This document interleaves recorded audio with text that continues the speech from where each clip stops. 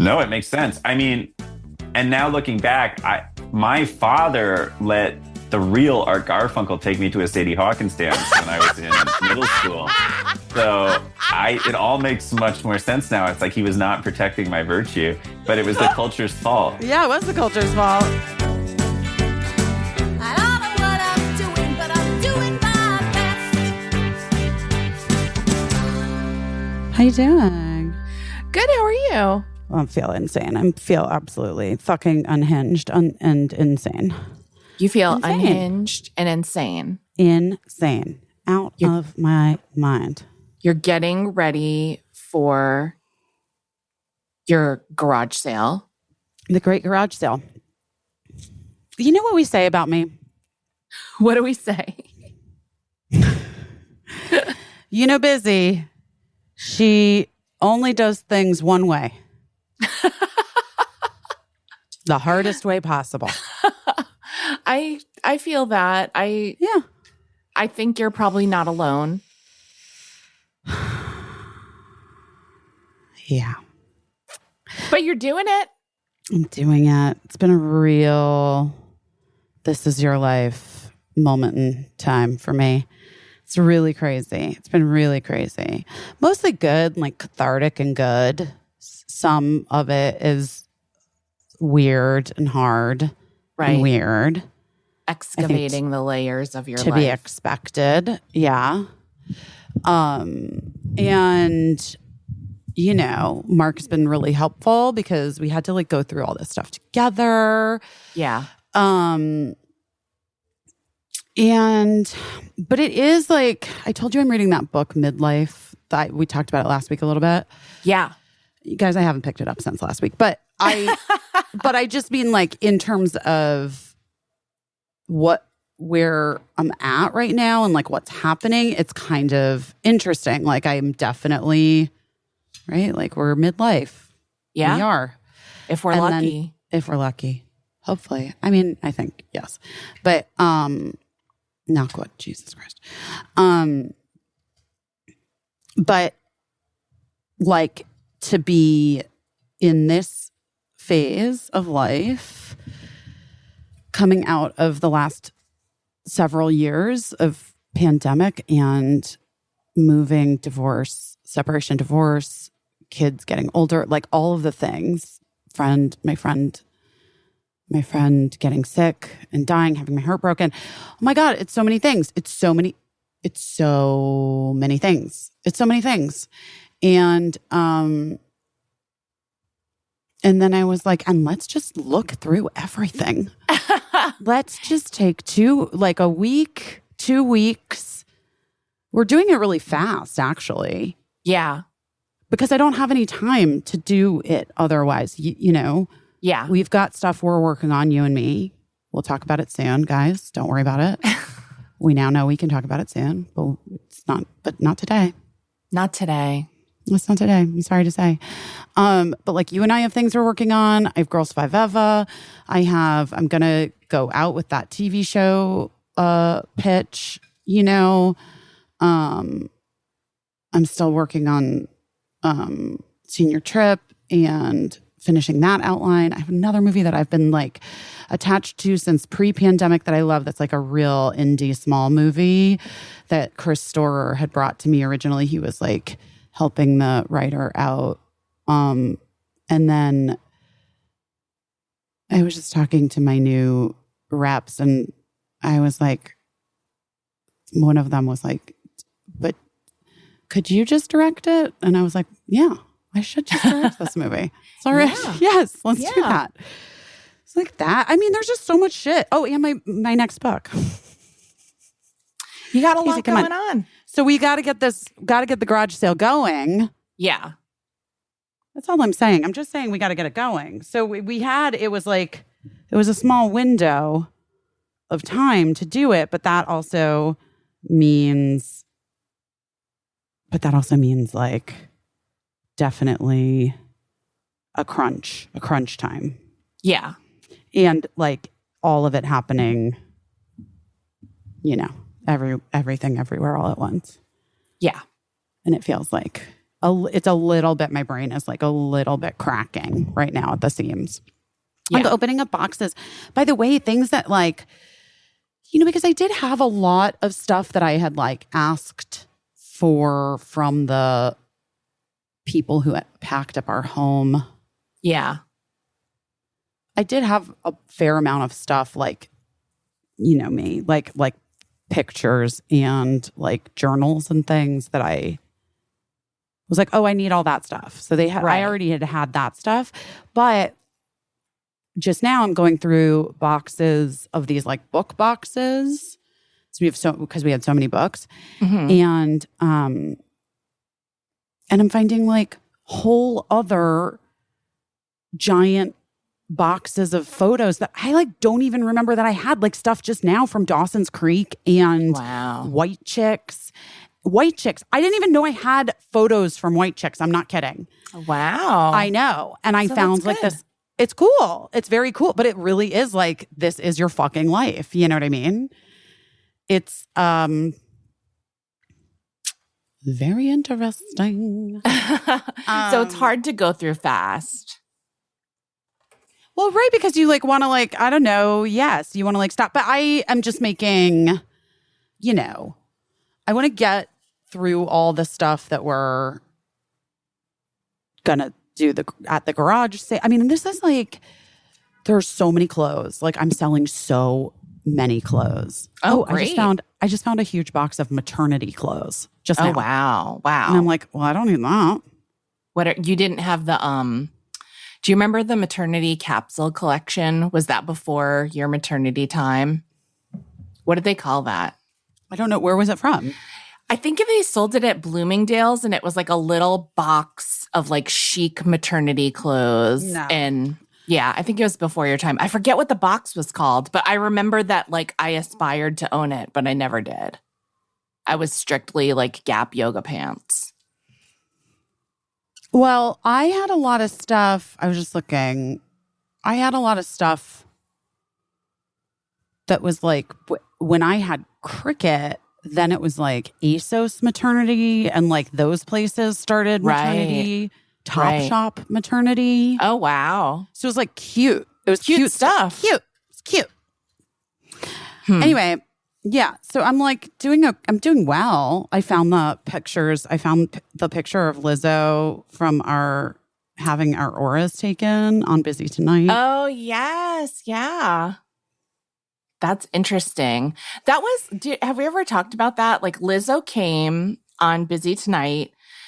I saw that you found your juice box. Mm-hmm. It was to promote her album Juice. And hadn't come out yet. We made these giant juice boxes. Was it her first late night appearance? I don't know. That's a good question. She had been on Watch What Happens Live as a bartender at one point, which I was excited about because she had collabed with Prince. So I had known about Lizzo for a minute because of Prince. But I know that she was the bartender, so she wasn't the main guest. And I remember like being like, talk to Lizzo more, because I had been to see her a few times. But anyway, I don't know if it was her first like sit down late night appearance, but I do know that you guys got hammered on tequila, drinking those giant juice boxes that we made. But she had also brought her psychic with her, Correct. Which is like, it was interesting. She and her psychic just had a feeling that we would be into that, and we were. And she was so fun. But then, like, here's not to say anything about the funness of Lizzo. She was the most fun. She was a great guest. We knew that she was into, like, all that psychic-y stuff. So we had someone come on to do a photograph of your auras together, which was very cool. But here's one detail I want to share. Her psychic was so kind to everyone. And like, I'm saying like Lizzo's psychic, like Ronald Reagan's psychic or whatever. I think it's just a friend of hers who is a psychic who probably sometimes used her psychic powers for Lizzo or whatever. No, she's like what are you talking about? No, I don't think. I'm not saying like Lizzo has like an on-staff psychic that comes everywhere with her. I don't think that wasn't what I was taking from it. But just to be clear, it was like It's like how Marcella Kroll, like exactly. how it's like that vibe, like a person that you have seen before, you can consult with or whatever. And exactly. it's like Marcella Kroll for us. Exactly. I just didn't want to make it seem like Lizzo has a giant team and is headed up by a chief psychic who works full time for her or something. Or Jamie Voslove. Yeah, exactly. No, so anyway. Yeah. No. I don't think that was no. I just want to make clear. Wait. No, I want to be clear. No, you know why she came. She asked to come. The psychic. Yeah. Asked to come with. Yeah. Like, because she had a feeling. She just wanted to come. Yeah. Yeah. So, which is so interesting. And I think we wound up like putting her on the show for a minute or whatever. I can't remember if it made it into the final cut. I have to go back and watch that episode. But what was so nice about the psychic is that she came back the next day when we didn't have a show because she had met everyone on the staff and she just vibed with everyone so nicely that she came back and like gave everyone like little readings the next day. And the person who took the aura photography for you and Lizzo also came back the next day to do everyone's aura photography. So nice. It was a really nice, like very special show. It was really nice. And it was also whether or not it was her first late night appearance, it was like right before she became like a superstar. And the album hadn't come out yet. She hadn't played Coachella. It was like all just about to happen. And it just felt like the energy was just like, we just felt like, we're like, you're about to be such a huge star. And she was like, I mean, I don't know, like being very like, that would be amazing. Like, I love what I do no matter what or whatever. Right. It was just nice. We had a great time. It was so fun. Speaking of which, did you watch? I mean, I know we're like several days after the Grammys now, but I mean, how I watched incredible. all the relevant clips. I watched all the relevant clips too. I mean, obviously, the Tracy Chapman. That was incredible. Joni Mitchell, incredible. Also, Annie Lennox performed with. That was really incredible. With Wendy and Lisa from The Revolution playing piano and guitar with her. And that was a really big deal for me. I always love to see Wendy and Lisa are heroes to me. Which is, it's kind of wild. Like on my list of reasons to move to LA, running into Wendy or Lisa was probably on the top 10 of those reasons. And I still never have.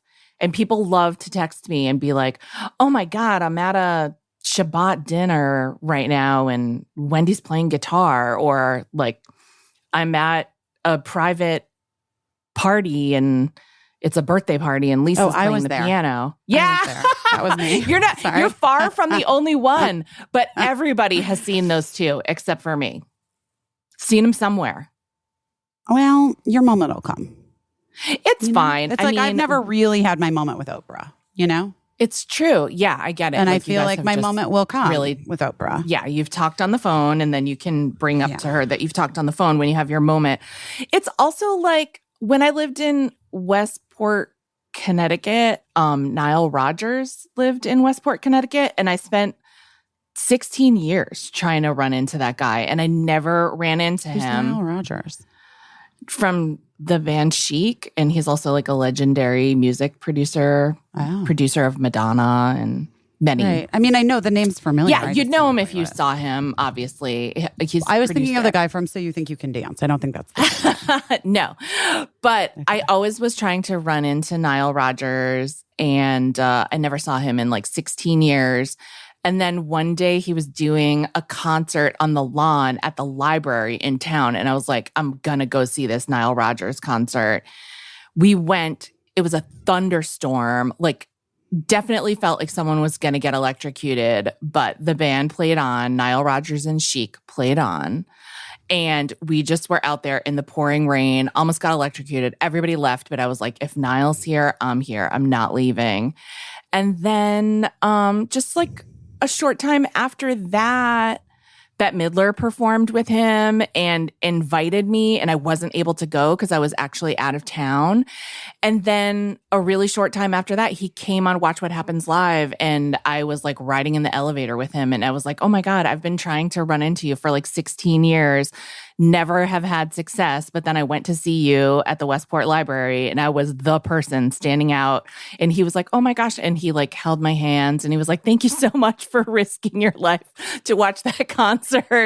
And so you're right. I think there must be some kind of time, because I was like, how weird is it that I had 3 opportunities to see him after so many years of trying to see him, and I saw him 2 out of the 3, you know?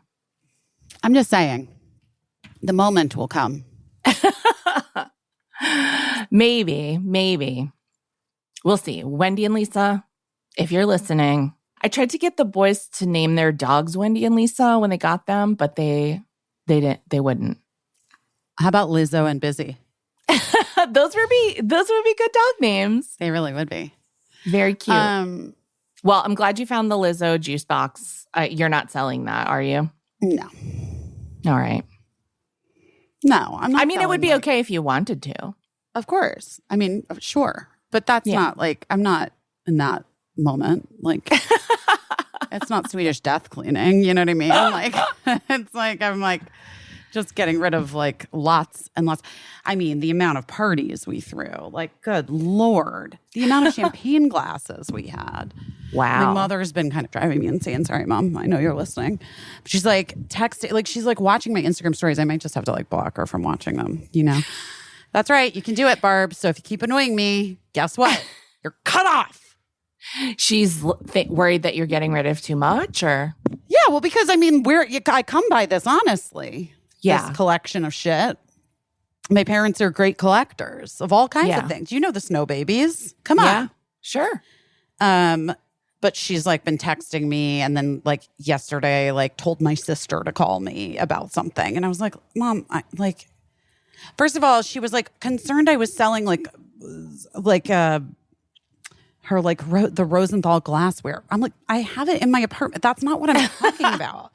Yeah. We had like basically like Mark and I in our life together, like we would, especially like when we were first married and like Birdie was a baby, we would have these huge dinner parties and huge, like we had this great house that was made for you know, when you watch fucking House Hunters and it's like really need something for entertaining and you're thinking to yourself, like, these people are never having more than 4 people over. Right. Like, we had huge, like, fun parties and dinner parties. And I used to have to, like there was a time when really early on, like when we were still dating, where we would, like, rent extra plates and glassware and, like, whatever, because we just were like, we needed it because we were having a dinner party for 20 people. Right. You know? And Mark loved to do it. He loved to cook for all those people, whatever. And then at a certain point, I realized that if I just bought it at like cost plus. Right. It doesn't make sense. It like doesn't make sense. It totally doesn't make sense. And we had like all this space to store things. So, so we just had like those industrial kitchen-y shelves in our basement in the house in LA. And we just had like boxes of glassware, boxes of extra silverware, boxes of like champagne flutes, like all of those things for events and parties, and in big like huge serving dishes and all this stuff. Like we just don't, no matter what, like the days of like having sort of like monthly huge salons are behind us, both of us, individually and together. So it just doesn't make sense to hold on to those things. And then like a lot of the cake stuff I just had collected over the years, and I'm like, I don't need all of this, but a lot of it I do need. So, and then there's so many, and then just like clothes that I've been trying to like figure out what to do with for so long, and like, you know, whatever. It's just like, it's going to be pretty huge. It's going to be huge. There's a ton of shit, and lots of furniture. Eric Gurian was just like asking me about, there's 2 different desks, and he's like, I need a desk. Let me buy one. I'm like, okay. Okay. Yeah, I don't know. But you're going to come. Yes. It's exciting. I got my flight. I'm ready to go. I'm going to be there. It's going to be beautiful this weekend. You're lucky. Oh, How that's is nice. it in LA? It seems terrible or something. I mean, we have what is being called an atmospheric river, and knock on wood, it hasn't really affected where I live too much. Like my street's a little flooded at the end of it, but like if you drive through it carefully, it's okay. And it went down a great deal last night. It just kind of means like 24/7 rain, I guess, for several days. But for many people, people have died.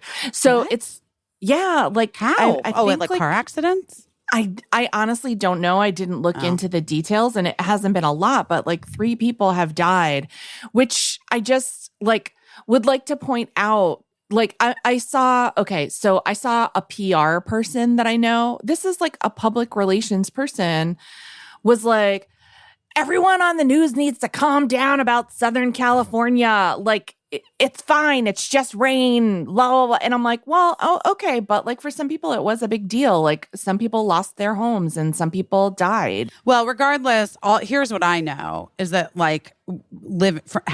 having lived there for 23 years, including the very first year that I lived there, which was the first El Nino, which meant that it rained almost every day for. I was here for that. Days. Weirdly, I was here for that. We were you were here for like O'Donnell a chunk. show. I remember that. Yeah, for like a month, I was here.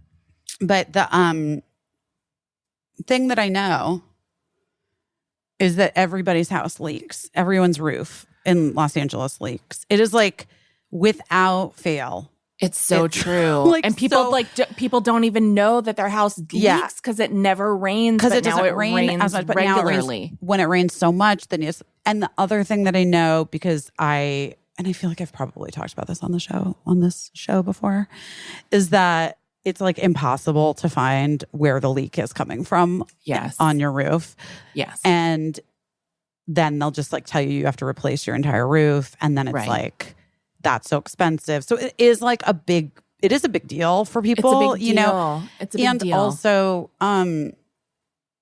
I hired a guy called the rain leak specialist, and he came and did all these tests and was like, I've pinpointed the exact place of the leak and I'm going to fix it. And he fully did.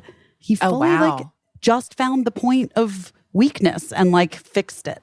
That's kind of miraculous. Twice. He did it 2 times. He did it on 2 houses of mine. That's amazing. I will say that I have hated on the roof of my house because it's not era appropriate for the architecture, the architecture of the house. But I have been so grateful for that ugly orange tile roof that is not period appropriate, but is definitely rain appropriate. Definitely keeping out the rain. Probably has something to do with why it is there, with why it exists on your roof. You're probably right. As your roof. Yes. I do know that over the past couple years, a couple people on this cul-de-sac have replaced their roofs, and most of the houses were built the same year. So we had an early new roof adopter, the prior owners. Wow. So that's lucky. But I mean, we've just been laying low in the house. And the rain's been pretty constant. But, just watching the video, I mean, there were some mudslides and houses actually fell down hills, which were, that's scary. That's scary. But that's El Nino vibes. I remember that happening when. Wait, where was that? Was it Malibu, the hills, that kind of vibe? I think so. Yeah. Somewhere. I don't know. I just saw it on Instagram. I didn't go out to see it with my own 2 eyes. I wouldn't imagine that you would. But I mean, I don't know. The local news is generally in Artesia today, or you know what I mean? They get real specific. Local news gets real specific. Malibu has a lot of, because they have a lot of they have a lot of fires, you know what I mean? Or Calabasas. Yeah. And so and they have a lot of houses up on hills. And so if you have a lot of fires, then you lose the trees that are holding the dirt in place, and then you have mudslides. Right. Or the canyon out where the horses are, and where you go where the marble yards are. Oh my It's God. like not These far are, from you, but it's like in the hills. these are all things I'm not rich enough to know about. No, it's not rich. It's like, no, the horses are like, it's like, no, it's like, no. It's like, no, it's like country. It's like, Okay. no. It's not All like a right. wealthy. All right. No, it's like where you go. It's literally where you go to like bargain hunt for like Okay. when you're like, All you right. need to like get tile and stuff. I don't know. All right. Well, I guess I'm just, I don't know. I do know that I saw a video of like a house that was unoccupied, slid down the hill and trapped people into an occupied house. That's what I saw. And I was like, it was on like, I don't know. It was on Instagram. But here's the thing, Biz, I hardly ever watch local news because I am a cord cutter. I don't have cable television. And so like I wouldn't even know where to find local news.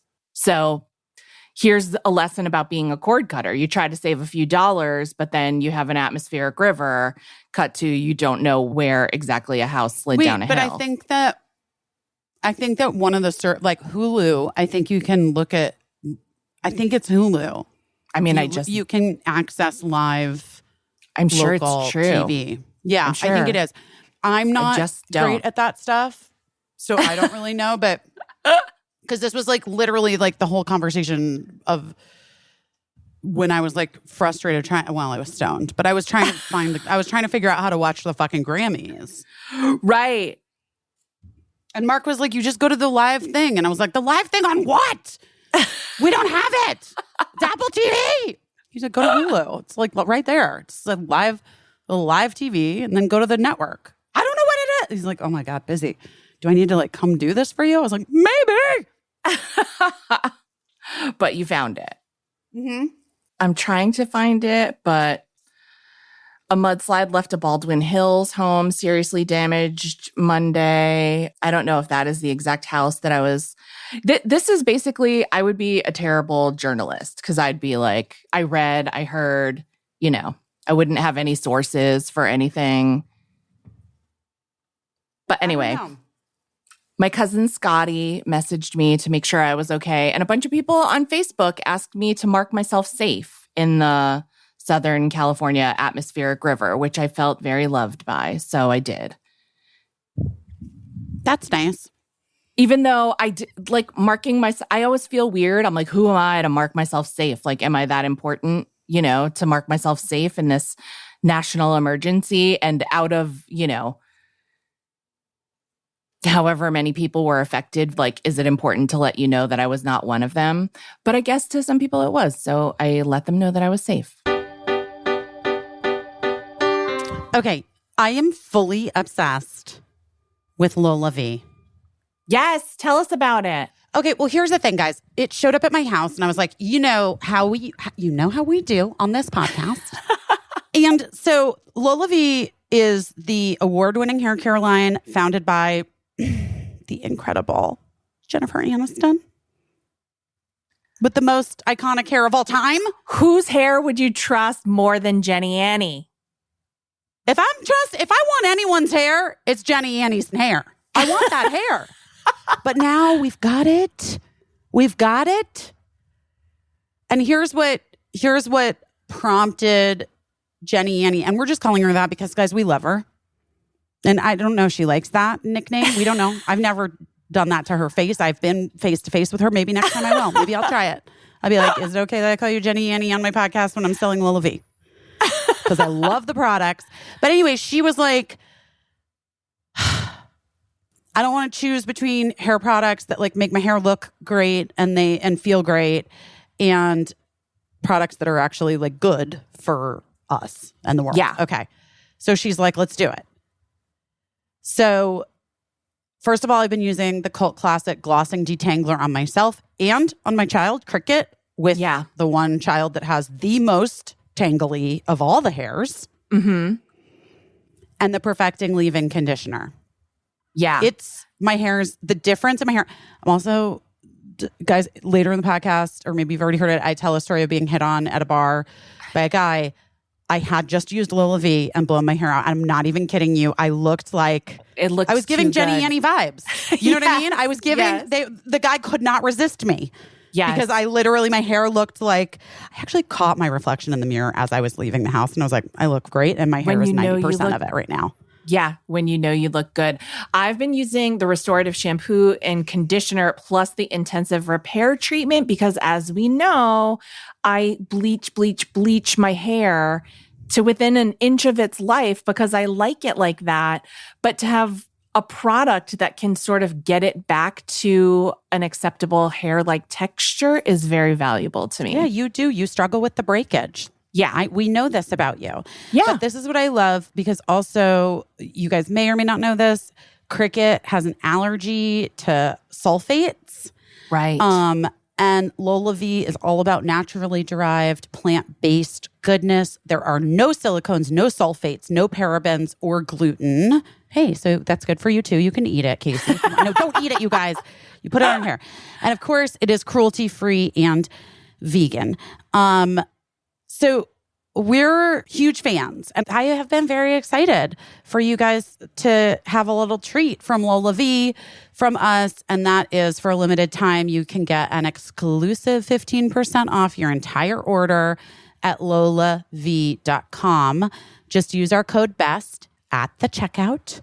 I mean, we obviously are all listening to Jenny Annie, the woman that introduced us to the Rachel, and then just recently reintroduced us to the Rachel. Come on. I know. I want to get it again. Wait, I actually think Birdie should get it. I'm not kidding. Oh, that would be great. Yeah. I know. Yeah. I've been talking about it with Birdie. I'm like, I'm pretty sure this is your haircut. I'm pretty sure you got to get. And I was like, because I know Chris McMillan, I'm like, we're going to go straight to the source. I want you to get I want Chris to give you the Rachel. The inventor of Anyway, the Rachel. Yeah. That's the hairdresser that invented the Rachel, guys, in case you don't know. Okay. Anyway, unlock Jennifer Aniston approved hair at lolav.com. And again, the deal, as our loyal listeners, you're going to get an exclusive 15% off your entire order when you use code BEST at the checkout. That's 15% off your order at LOLAVIE.com with promo code BEST. Please note you can only use one promo code per order and discounts can't be combined. After you purchase, they're going to ask you where you heard about them.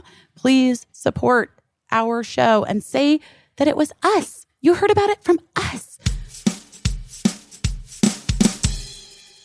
Honey love. Oh, honey. I mean, I can't not. You can't not. Guys, it's the month of love. It's the month of love. It's the month of being loved and loving yourself and loving your body and your shape and your shapes. And honey love is a surefire way that you will love the way that you look, and you will also feel good about it because you will be comfortable. Yes. And you won't have to peel your shapewear off at the end of the night in a way that is not attractive Disturbing. to your partner, if there's a partner there. Or even yourself. Or even yourself. Honey Love has really revolutionized compression technology, so you don't have to feel like you're being suffocated while you're wearing great shapewear that just like gives you the right line under a dress. Everybody, by the way, I just want you guys to know, I'm not shopping right now, but I am looking. I'm looking for future shopping. And the bias cut silk is back. And let me tell you what's unforgiving as a bias cut silk. I'm just going to say it. Right. It is unforgiving. And so I say to you, enter Honey Love, the best shapewear, sculptwear around. Well, because you know what else looks great in a bias cut silk satiny shift is a lifted butt. And so I am loving the boost bands on the back of the Honey Love Superpower short that just scooch your little cheeks, scooch them cakes back up where they need to be. Like kind of like if you watch the Grammys, like what Dua Lipa had, but in leather. Like she had, those were leather. But that's like kind of what the compression of Honey Love is. And it really gives you such a good shape on your butt, on your little bottom. Yeah. There's also just FYI, just for ease, convenience, things that I like to think about when I'm going out. You don't have to wear underwear and then like try to get it off in the bathroom at the restaurant and get it back on in the bathroom of the restaurant, because there's like, it's all cotton in the gusset. Yes. The crotch area. That's like what they call it, the gusset. And there's a little, easy access opening that you can do that. So that For whatever. is all yeah. there for you. Yeah.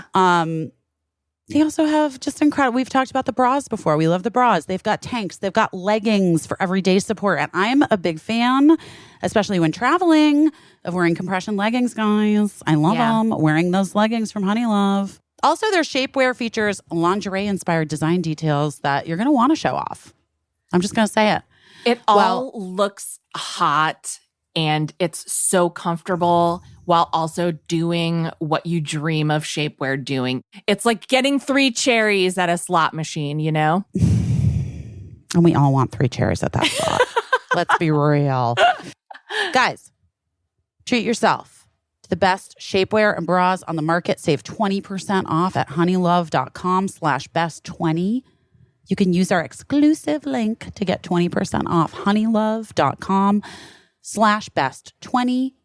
And guess what? Again, they might ask you where you heard about them. Please let them know that you heard about Honey Love from Busy and Caissie and our show. Treat yourself to Honey Love. Don't forget about yourself. Treat yourself because you deserve it.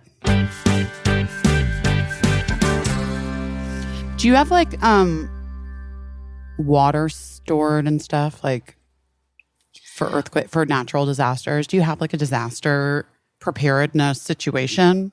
Yes, we actually do have a go bag in the event of like an earthquake or whatever, that we have water, some gallons of like water that are stored in like something that's supposed to keep them from getting gross, like silicone. I don't know. They're like big collapsible silicone bladders kind of. So we have that water.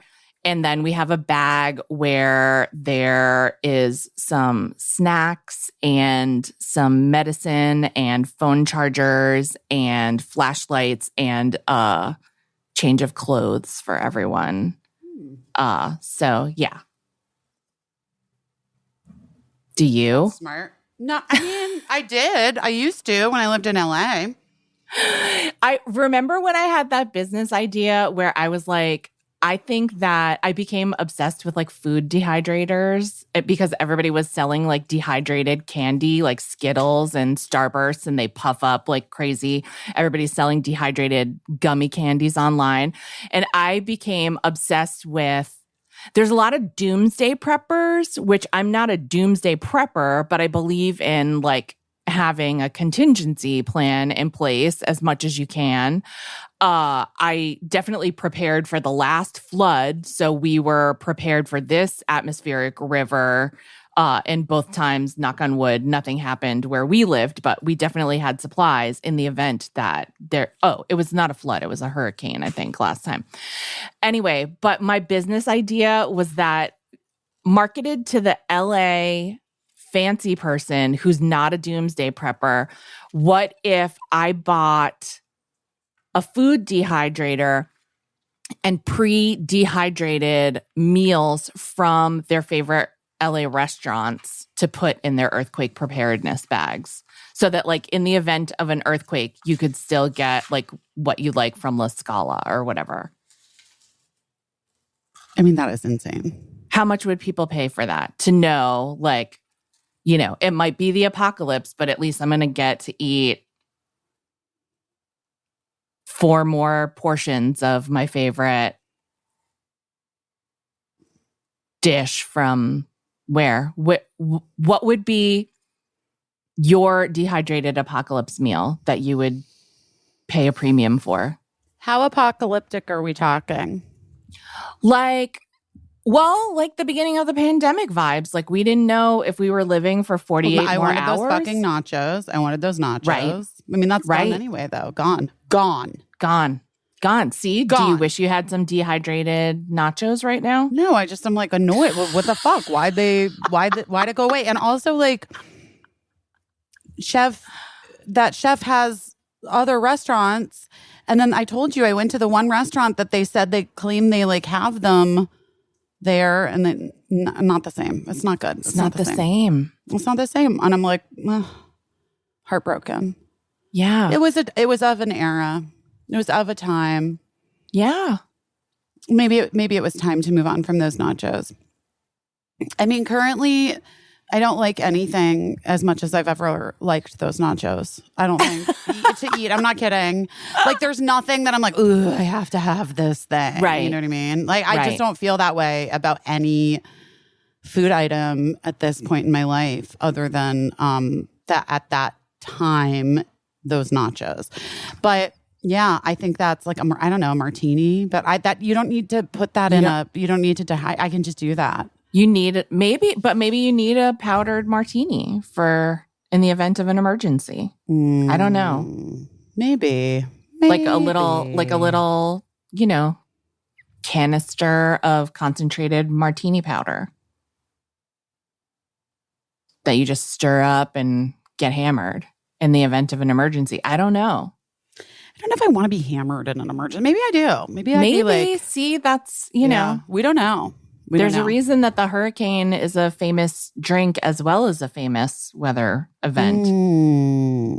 I thought it was because you get so bored when you're waiting for the hurricane thing, when you like do all the hurricane prep and then you're like waiting, you get so bored that you want to get drunk.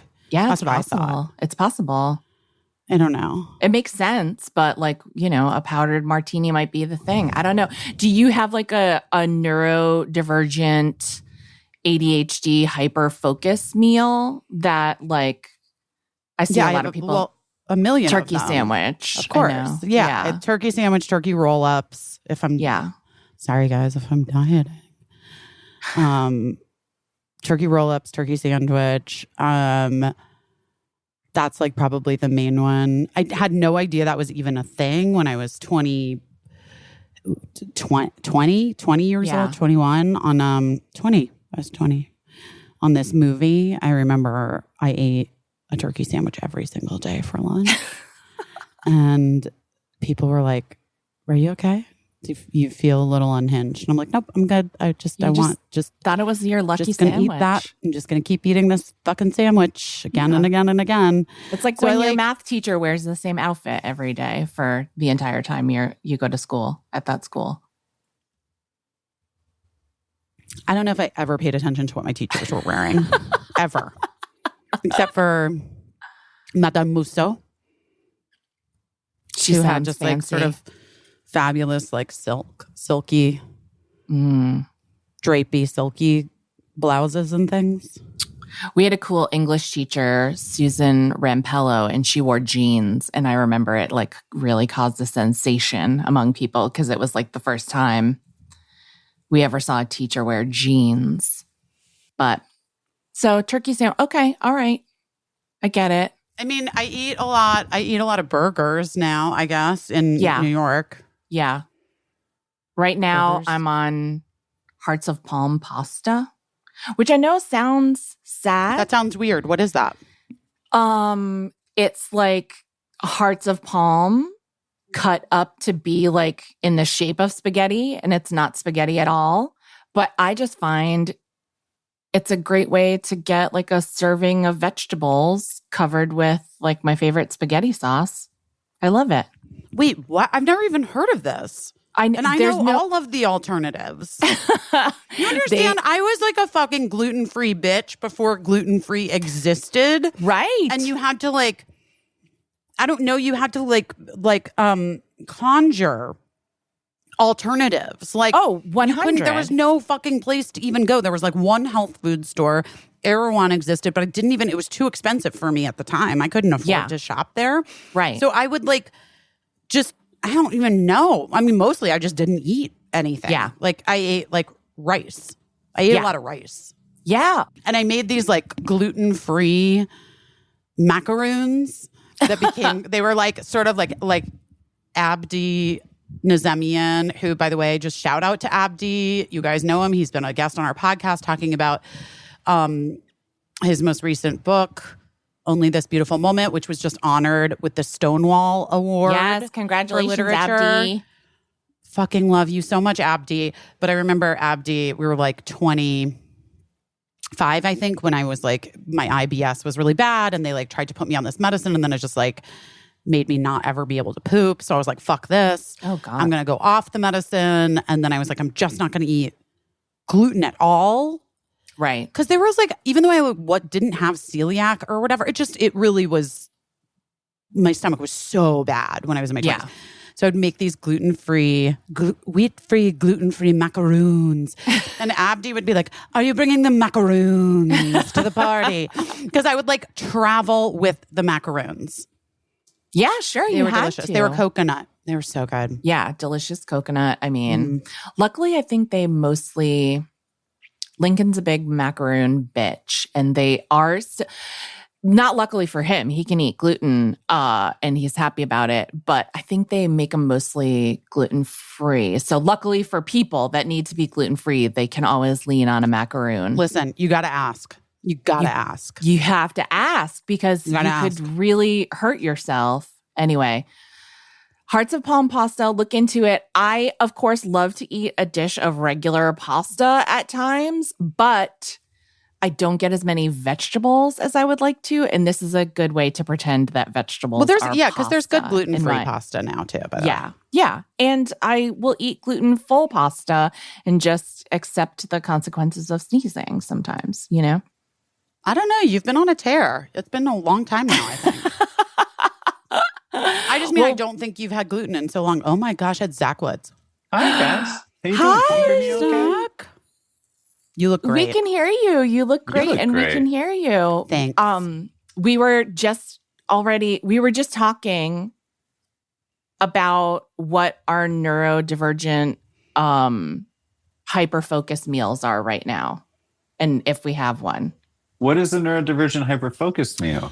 Well, so Zach, I have ADHD like my entire life, and I didn't know this until literally like TikTok that it's very common for people with ADHD to have like a thing that they eat frequently that they like, it gets kind of like stuck in their brain and they're just like, I'm just going to eat this thing. I just know I'm going to eat this thing. And so for me, for years, like starting when I was like in 4th grade and still to this day, she brought it up because I have it next to me. It's a turkey sandwich. And I was on a movie when I was 20-ish, 21, this independent movie. And it was a pretty short shoot. It was like 21-day shoot. And I ate a turkey sandwich every day. I worked every day of the movie and I ate a turkey sandwich every day. And I remember people on the crew being like, are you okay? Like, is this disordered eating? And I'm like, it's not. It's really not. Like, it has nothing to do with like calories or what I think I'm putting. It's like, I just know it's going to be good. I know I like it. It takes like one thing off my plate of thinking about. That makes sense. Yeah. That's what, like, how, like, what's his name? David Lynch wears the same clothes every day. Or Jason Mantzoukas. It's like, so they don't have to decide what they're going to wear that day. And it's just like, especially a set when you're young, it's so hyper stimulating. There's so much to make, so many decisions to make and tensions to navigate, and to just be like, no, this is a done deal. It's a constant. It was like a constant. Guys, I have peanut butter on my face like a child. You do? Oh, no. That's so sweet. It is sweet. It? Or is it just mean that I'm sort of like prematurely in a old age state where I have just like smears of... Like, well, I think old people are sweet. That's me true. too. That's true. I think it's endearing. I think it means that, that like, I just think it's sweet. You just had they butter. do go one of two ways. I agree with you, Zach. Sometimes they calcify and they become extra. Oh, old people. Yeah. Yeah. But what is that? Can I ask you a question? What are the two people in the trench coat and with the windswept scarf on your shelf? Oh, okay. Those are action figures that my son made for me for Oh my God. Christmas. How did you even see that? They're just, I don't know. I just was like, they're pretty. There's something about, like, it looks like a real moment in time. Like, it looks like a. Oh my goodness. Don't you think? I want to go grab them and show them to you close up. My son, Yeah, do Lincoln, it. who is Go get them. who's a great fan of yours, made Oh. action figures for me for Christmas, of the Angel and George Bailey from It's a Wonderful Life, because we share a love of that. Yeah. Hold on one second. But also not to be outdone, you know that my daughter Cricket is a huge fan of yours as well. Really? Not that Caissie and I aren't huge fans of No, yours, that's Zach, nice. but we do want to tell it. We both have children. Cricket is kind of obsessed with you, in fact. Oh my God. Well, Cricket's 10. tell Cricket that I am touched and that I reciprocate her affection. Whoa, look at them. Oh, wow. Isn't that cool? Look at them. I so love that cute. movie so much. I really Oh, think you that- do? we watch it we're Jews, but my family would watch it every year on Christmas Eve. Oh my gosh. Um, We watch it talk about a hyper focus meal. We watch it every night of December. Wow, that's interesting. My favorite scene, tell me what your favorite. My favorite scene is when he's on the phone and she's pressed up next to him, and it's the sexiest, saddest, most sexiest- romantic, right? Not Hey, you to listen to me, and I'm not gonna, and there's gonna be none of this. And he's kind of shaking her. It's like he's sort of strangling the remnants of this old dream in order to make space for her. And it's this like, Yes. but he's being an asshole, but it's like also like she's so. And the whole thing, it's like all fucked up. Like it's not. She gets it. but I know people yes. get really disturbed by I know, that but I like scene. it. And I'm like, it's actually the hottest scene in cinema history. When I'm going to be so weird, but the way that his jaw is clenched, like if you can just grab a still and like hit Jimmy Stewart's jaw muscle, the way. We went to visit his grave, and my husband asked if I wanted to say a few words, and I said, "Here lies the sexiest Republican that's ever lived." And then my husband got super mad at me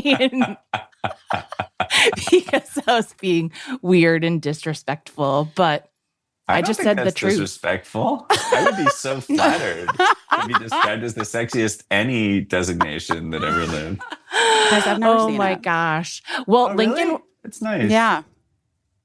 you've What's never your- seen It's a Wonderful Life? Mm-mm. I totally recommend seeing it, not to be like, oh my gosh, I'm such a weirdo about it. But like, there was a time when it wasn't, I'm older than both of you guys. There was a time when it wasn't available to be watched. So I had like seen it once before and I knew that I loved it. But before home video was fully ensconced and whoever held the rights for it wasn't playing it on television and you couldn't get a VHS of it or whatever. It was very rare to be able to see it and hard to come by. And Maybe then, that's why I never saw it. I think so, probably why. And then when I was, speaking of old people, I was putting myself through college working the night shift in a nursing home. And that is right. when the rights sort of came back up and they started playing not just It's a Wonderful Life, like pretty much every night of the holiday season on television, but they were also doing a colorized version. That's probably why I watch it every night in December, because I watched it every night to keep me company, waiting for people to pass away. Okay, Caissie. That's what that job was. I know, but that's still. when everyone chose to Wait. do their passing away business. Zach, anyway, sorry. Enough about me and It's a Wonderful Life. I'm thinking of an old age home is where people go to wait to pass away. I know, I guess you could say planet Earth is where people go to wait to pass away. But I It's think so that, true. that's so interesting. Do you have stuff that's like if you want, do you have touchstones for childhood Christmas feelings or any childhood holiday feelings? Like if you're we had, because we had a huge Christmas house, and we actually were earlier talking about this because I'm in the process of doing the weirdest thing of all time, which is that my now ex-husband and I, Mark, and I moved to New York during the pandemic, and our entire house was like boxed up and put in storage essentially, and save for like some of our things. It was, Zach, we weren't planning on moving to New York. It's a long story, but because of that, most of our stuff was put into like a storage unit in Connecticut. We had some stuff, and then we like split up and like are getting divorced, whatever. The stuff has just stayed there in the storage unit. And so finally, I met this woman who owns Cure Thrift Shop here in New York. And I met her through Amy Sedaris because Amy has done like some sales with her of like her stuff. And the woman was like, well, if you guys ever want to sell stuff like from your storage unit. And so I was like, Mark, should we do this?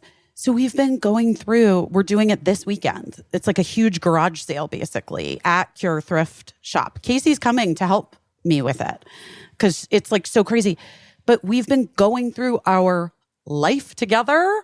Like, and we're so good now because it's been a long time that we've been separated and, you know, getting divorced or whatever. But we haven't seen any of this stuff for like 3.5 years. And because it was the pandemic and I had started working on Girls Five Eva, we couldn't fly back and pack up our own house. We had to just hire people to do it. And so we're like opening these things and it's just so wild. It's like a time capsule, some of it. Some of it is like things we'd totally forgotten about. And it's really nice. Like in so many ways, it's been really nice to be able to be in a place where we're both like have a fondness and like, oh, this is nice. Like we had this huge life together for so many years. And like, we have a different kind of life together now with our kids, but like, it's just wild. It's been wild. I've had a really weird week, but also to the Christmas question, my mother is a collector. So I have so much stuff because my mom is like, I don't want to call her a hoarder. She's not a hoarder, but she like loves stuff. And she just has a hoard of stuff. She has a hoard of stuff. So like, I don't know if you know, because Jewish, what snow babies are. Are those like Hummels? Like those little porcelain? Like In a Hummels. way. Like Yeah. Hummels in a way, but they're Department 56. And my mother would be so offended because she does not like Hummels. But she loves these things called snow babies. Okay. And they're these babies in snowsuits, like little porcelain babies in snowsuits that are like doing different activities with different winter wonderland scenes and animals like walruses and moose and things like that. Things Exactly. babies should not be around. I feel Things like I that cannot. Oh, yeah, true.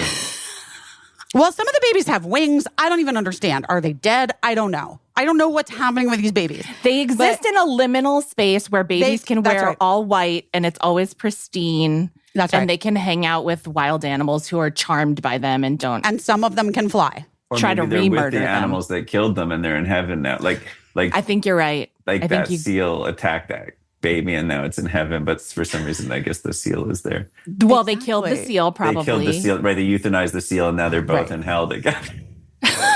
But it's cold hell. Christmas. And it's adorable. And it's adorable. And it's like Christmassy. Yeah. My mother has like, I think, over 300. And is this one of these, like, what is the, now to be crass, what is the price point for a snow baby? I mean, too much, and you're never going to make that money back. I mean, it's like, there's no world in which the investment, but the investment has been just the joy of seeing the snow babies every year at Christmas. So the snow babies come out, they start unpacking the snow babies sometime around right after Halloween because it takes that long to get them unpacked and out into their snow scenes around my mom's house. But my mom and dad, but the snow baby thing has been going on for so many years. It didn't start off with this many snow babies. But so like I have like snow baby. There's a lot of decorations. There's a lot of things. We watched A Christmas Story. That was our movie. Sure. Growing up. Is there a particular snow baby who you feel most identified with where you're like, that one's kind of me? Yeah, for sure. Which one? Do you know? Well, just like you just got to look at them. Like You one just of can see it. Got it. she, whatever. They're genderless. genderless. They are like rolling a snowball. That's the one I identify with. We'll see. I don't know. Sisyphus. It's the Sisyphus of snow babies. Just Wow. that they're just going to be rolling that snowball forever and ever. But That that's actually makes a lot of sense. That's the one I picked. it's so interesting. So, And then I'm sorry to harp on this, but the snow scenes, are they the same every year, or does it mix up the casting where it's like, oh, this time the seal baby is with the giraffe? Well, I guess No, it's probably not. My giraffe, parents have done a lot of work in their setting up of the snow babies to where it makes the most sense to them what the scenes are and how one scene leads into another. And so they have their spots. Like they definitely are in the same area. And then they've just had to expand. My dad has built like, you know, with plywood or whatever to extend the credenza, my parents' credenza, to then like the side table so that the snow babies, and then it all gets covered with like batting, like fake snow, so that the snow babies can continue sort of like around the dining table. Wow. That's the ultimate expression of love, I think, when someone builds a display for someone else's shit. I just saw this meme because I only see memes now, which I'm so grateful for because it's just so much better than so many other things that I could be seeing. Yes. But I just saw this meme that was like, this girl was like, my dad was always so mean to my mom and made fun of her love of her coffee mug collection. And was always like trying to get her to throw them out and would like break one and wouldn't be sorry. And her new husband has built her this special shelf that goes floor to ceiling with a little ladder next to it. And it's just perfect sized for all the mugs. And it's like displayed in their kitchen. And she's like, ladies, this is your sign that someone will love the thing that you love. That's very touching. I thought it was really sweet. So touching and yeah, so my dad my dad like really has also maybe like enabled. I don't know. That's what I was going to say. It's like, yeah, if your collection it's coffee mugs, it's very benign. If your collection is like, you know, black tar heroin and someone supports you in that, it's a different story. Different thing. You don't need a black tar heroin hutch. That's true. People aren't usually big on storing. I guess if you're a black tar heroin enthusiast, you don't keep lots of reserves around. You're probably no, you don't keep it. Wait, on Zach, hand. Do you collect anything? I was going to ask, are you a collector? Because you have a keen eye, it seems like, for spotting something. I'm a real candle hound. But you can't really collect them because you burn them. And even if they have a really generous burn time, you're still going to end up with a wick and a little metal disc at the end of it. Mm-hmm. There's nothing to hold on to. But there's a store in Los Angeles called Candle Delirium where I go very often. Oh my God. And what's your favorite scent? Well, listen, it's not so simple. It's a real mood ring, which candle you light. I'm partial to charcoal smoke. Ooh. I'm into the very masculine You're sense. Masculine. Very masculine. Mandals. If there's one thing that says archetypically masculine, it's spending hours in candle delirium in West Hollywood by myself, aisle after aisle, hour after hour. I'm like the Marlboro Man, basically. I know candle delirium. That's amazing. It's a good place. Charcoal, smoke. Do you ever like layer 2 candles? Oh, you better believe it. Yeah, you have to. I have, ambers, vanillas. I also have become a little bit, again, Jewish, but like Christmas stuff. Like I got this old German man who's smoking a pipe and reading a newspaper. It's from the 60s. And then you put incense inside him. So it looks like smoke's coming out of his mouth. Like, I love that. Yeah. It's, or there's like a little thing where you buy all these candles and you put it on this wooden carousel and then the heat of the candles powers the carousel. You know? I just found one of them when I was unpacking this stuff. Come to the sale. You can buy busies. My gosh. I'm keeping it. I love knowing that you're a candle enthusiast. I think that's a wholesome hobby. Yeah, I mean, I shoplift them. So it's really like the thrill of stealing more than the actual candles. But I can't imagine you were ever a shoplifter. I wasn't. I feel read by you. Were you a shoplifter? No, never. Really? Mm-mm. I about know. you? I seem like I seem like I would have been. I did drugs, but I never shoplifted. I worked in a drugstore that I think everyone did a fair amount of helping themselves to like candy, soda, magazines.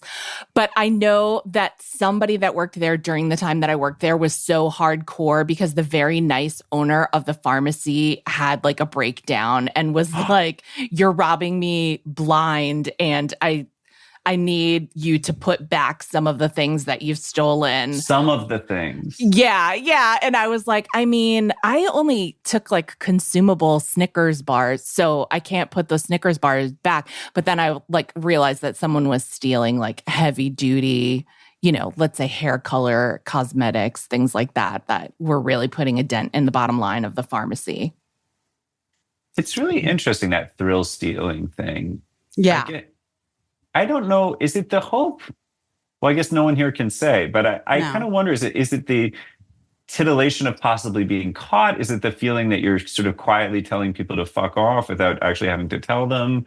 I think it's like I think there's different things, but I think the like preteen teenager, like middle class preteen teenager vibe is about like the adrenaline of getting away with it, but also like you don't have any money and it's like free.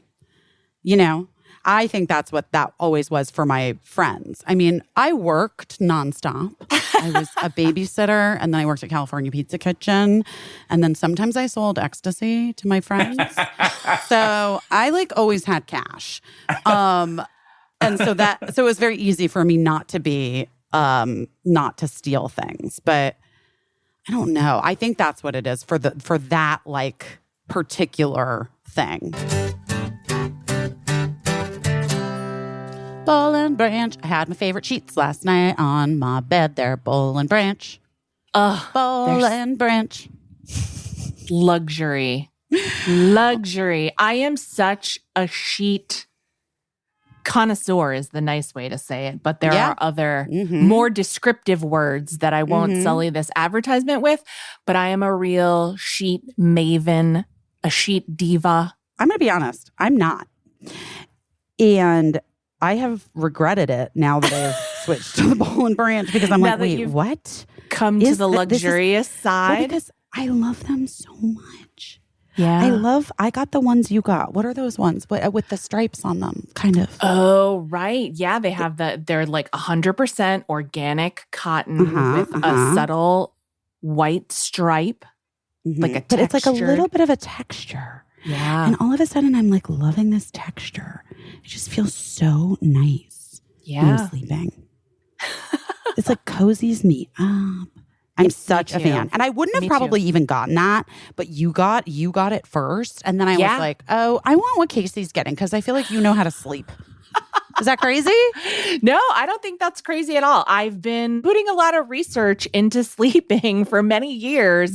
So I would trust my opinion too. And in a recent customer survey, 96% of users said that Boll and Branch sheets get softer with every wash. Mine is buttery and delicious to sleep in. Did you know that Boll and Branch makes these gorgeous, soft, luxurious sheets without any toxins or chemicals, and that they use the rarest 100% organic cotton that's traceable from family farm to your family home? What? That's amazing. That's incredible. Yeah, I almost want to trace it just to go on that journey. We might need to. Maybe that should be. I swear to God, maybe we should. We should maybe try. You can also feel the difference with their 30-night worry-free guarantee. I'm telling you guys, 13 versatile colors, all sizes, twin up to Cal King, over 11,000 reviews, loved by millions of sleepers. But the two sleepers you need to trust the most right now are me and Caissie. And really it's Caissie, but I just took whatever she was getting and ordered it for myself. And I'm telling you, it is they have become, I'm like, if they're not on my bed, I'm like bummed. I'm like I'm downstairs and I'm doing a load of laundry just so I can just get them back onto the bed immediately. Yes, I feel you. I'm the same. Well, sleep better at night with the softest sheets from Boll and Branch. Get 15% off your first order when you use promo code BUSY at bollandbranch.com. That's Boll and Branch, BOLLANDBRANCH.com. Promo code BUSY. Exclusions apply. See site for details. Oh my God, my new AG1 just showed up. I'm so happy. Me too. I was out. I had run out and I was done. I had run out too, and it put me in that bad place where I was like being maybe a little accusatory to people in my family if they were like using the AG1 more than, than we had all Once a agreed day? upon. Yeah. Mhm. Yeah. Mhm. And I was like, listen, we all have to share the AG1, but it's because I was greedy. And so I was just glad to see my new supply be delivered. I was so glad to see my new supply because I also got travel packs and I really need them when I travel. And I realize that now. Yes. Guys, AG1 is a very high quality product. Every batch of AG1 goes through a rigorous testing process. So it is safe and the ingredients are sourced for absorption, potency, and nutrient density. It is one serving, a scoop in water. Mix it up. I use my little tiny immersion blender thing that is for matcha or whatever. Oh, the yeah, I little love that tiny one. thing. That's actually Yeah. what I use for my AG1. Genius. It whips it up. And then I'm so excited to drink it. AG1 tastes so good. And it's so easy. It's so easy. I'm at the point where some of those vitamin pills are so big and I'm trying to Gross. take multiple Yeah, we ones. can't. I can't. Mm-mm. I can't swallow a fistful of vitamins and supplements No, anymore. and also, can I be honest? Taking sometimes the vitamins in that way does make my stomach hurt. Yeah. And AG1, every serving delivers the daily dose of vitamins, minerals, but also pre and probiotics. Yeah. It's just a very easy habit. It's healthy. It's very simple. And you know that you're getting all of the things, especially because I don't know, the way that we eat and live our lives is chaotic. We're all over the place. Who knows? Caissie talks about today, eating hearts of palm noodles because she's I don't know if I'm getting enough vegetables. And I just always feel with AG1, I know that at least all of the gaps in my nutrition are being filled by AG1. You know what I mean? And I love it. Really great peace of mind. And I just highly recommend it. If you if you're a person who's maybe I should add a green drink in, even if you did it 3 times a week. I'm not kidding. It makes a difference. Even if you did it twice a week, it makes a difference. But you're going to end up doing it every day. You're going to want to do it every day. You will, because it's easy and it makes you feel great. If there's one product that we had to recommend to elevate your health, we have been recommending it for many years now. And it's AG1. It's why we love partnering with them. And it's why they are such a valuable part of both of our routines. Yeah. So if you want to take ownership of your health, start with AG1. Try AG1 and get a free 1-year supply of vitamin D3K2 and 5 free AG1 travel packs, my favorite, with your first purchase exclusively at drinkag1.com/busy. That's drinkag1.com/busy. Check it out. So California Pizza Kitchen, babysitting and drug dealer, usually... Honey, a bitch contains multitude. You know what I mean? I always have. We have to hold all things, Zach. We can't just be one thing. I guess what I'm curious is was there a point where you're you know what, this ecstasy thing is pretty lucrative. I don't actually need to work at California Pizza Kitchen anymore. Or did you just keep your business kind of boutique-y and small, and so you still had to sling that job? It was more that it was more that I was dating boys that were older that were selling ecstasy. So I would do it every once in a while. If somebody at school asked me if I could get it, I would do it and mark it up insanely. But that wasn't a job. That was just happenstance. Supplementary. Yeah, that was just a little extra Christmas money. But did you feel that? Now that's interesting to me too. It's the combination of also babysitter / girl who's dating older drug dealers is an interesting. Zach, how old are you? Can I ask? I'm 39. Okay, yeah. I'm But 44, and in 1995 and 1996, I don't know one teenage girl who wasn't dating a 20-year-old. If you weren't dating someone, true story, I went to a high school dance with a gentleman who asked me, and he came to the door to pick me up, and my grandmother screamed, "Your date's dad's here," but it was my date because he looked like Kenny Loggins, and he was a great deal older than I was. He looked like Kenny Loggins? Yeah. I think that's why I said yes, because I was like, he kind of looks like Kenny I have a friend, Loggins. I'm not going to blow up her spot. I have a friend in LA who's a screenwriter who's a little bit older than me. She's like late 40s. And she legitimately in high school was dating a 31-year-old. Like in the early 90s. And she was like, yeah, my parents knew. Like he would come to take me on dates.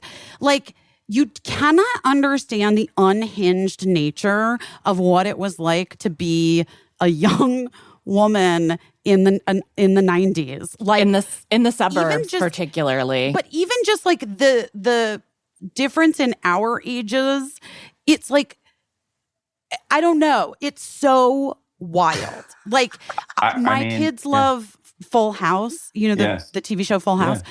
I don't know if you remember this, but we watched, you know, it had a resurgence and they like did a reboot of it. But Birdie and I used to watch, my older daughter used to watch the original. And there is towards the later seasons when DJ is like a teenager, she fully is dating a guy who's like 25 and she's 17. And that's just like on a family show that was like aired on, I don't know, Saturdays at like 6 p.m. or whatever. Like it was just very much part of the culture of what being a teenage girl was. Like you're going to be sexualized by older people. And like, not only that, like it's fine. You should date older men. Like it's good. You're good. Everything's good. It was such Monica a time. Lewinsky was the one that was like she was the one that was like put out to all of us as like being like a vixen who like seduced the press. Like, are you fucking kidding me? Or the Long Island Lolita. Right. I read every one of those. God, what was her name? Why can't I remember her name? It was Joey Buttafuoco. Fisher? Amy Fisher, 15 years old when she met like 40-year-old mechanic Joey Buttafuoco. But she was the one that was like a Lolita. That little Jezebel. That little Jezebel. My gosh. It's like, what in God's name? Anyway, so I appreciate the question, but I'm just giving you a little feminist history And now looking back, my father let the real Art Garfunkel take me to a Sadie Hawkins dance when I was in middle school. So it all makes much more sense now. It's like he was not protecting my virtue, but it was the culture's fault. But it was the culture's fault. There's some crazy thing. I wish I could remember. It might be Una O'Neill or someone. I can't remember. There was I think it was one of Eugene O'Neill's daughters who basically, she was a kid. She might have been 16 or 17. And she dated, it was like Charlie Chaplin.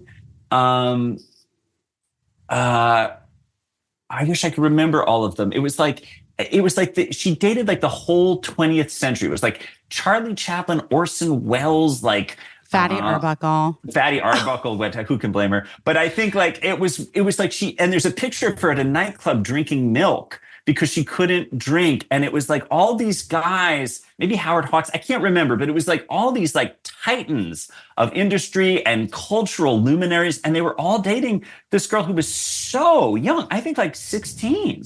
And she would just drink milk at the club. Maybe 16.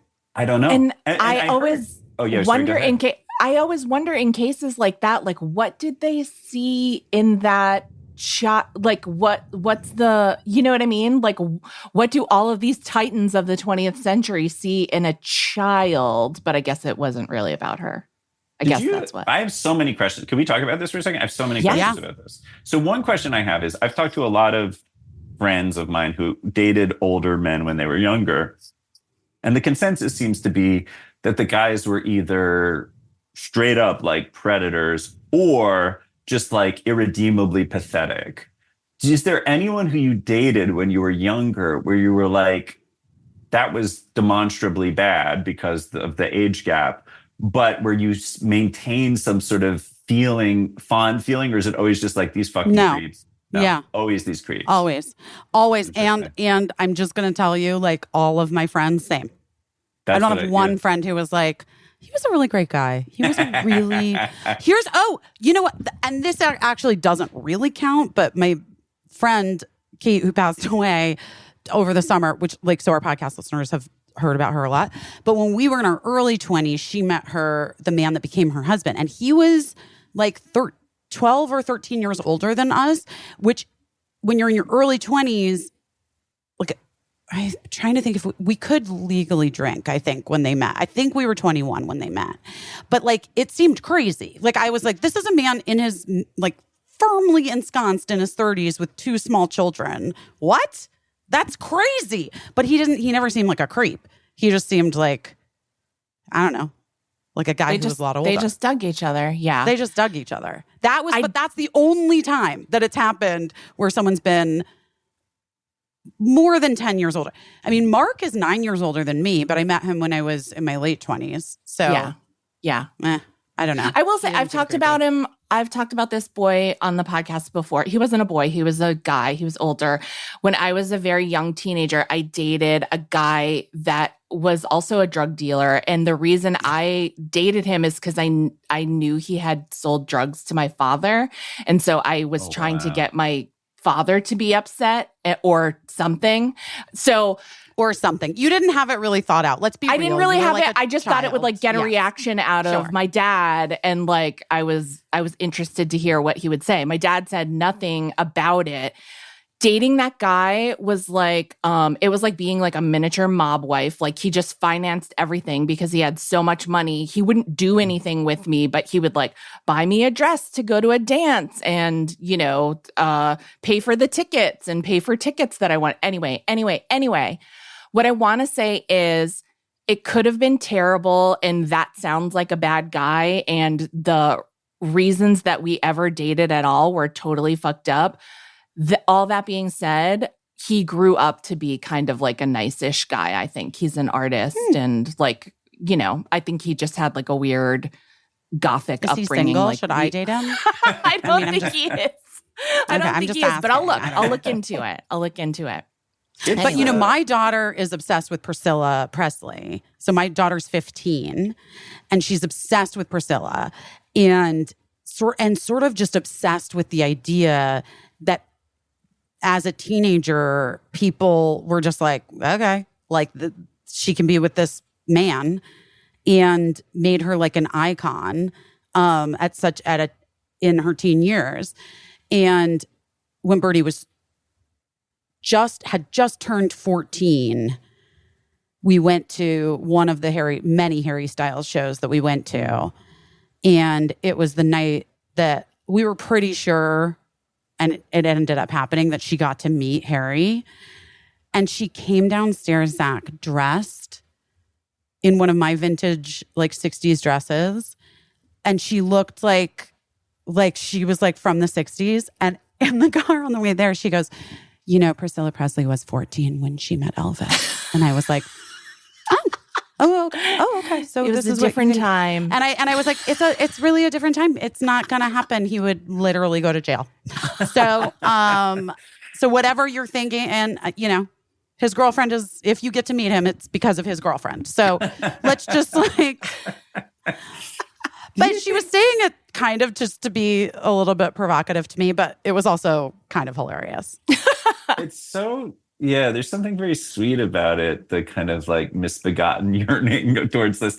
I mean, I think that's, of course, this is, like, hardly a novel idea, but those adolescent crushes are just, like, such useful kind of Rorschach tests for who you want to be, or what you can sort of project whatever you want onto them and make them these icons of something that you aspire to, or a way that you want to be seen. So I remember those feelings of, like, who did you love when you were I was going to kid? say, who do you remember, like, giving you a visceral, like, I remember shaking watching Michael Jackson do the moonwalk on television for the first time. Michael Jackson, really? Yeah, that's interesting. I mean, he wasn't my first celebrity crush. I just remember being so amped up by seeing him. My first celebrity crush was Kermit the Frog.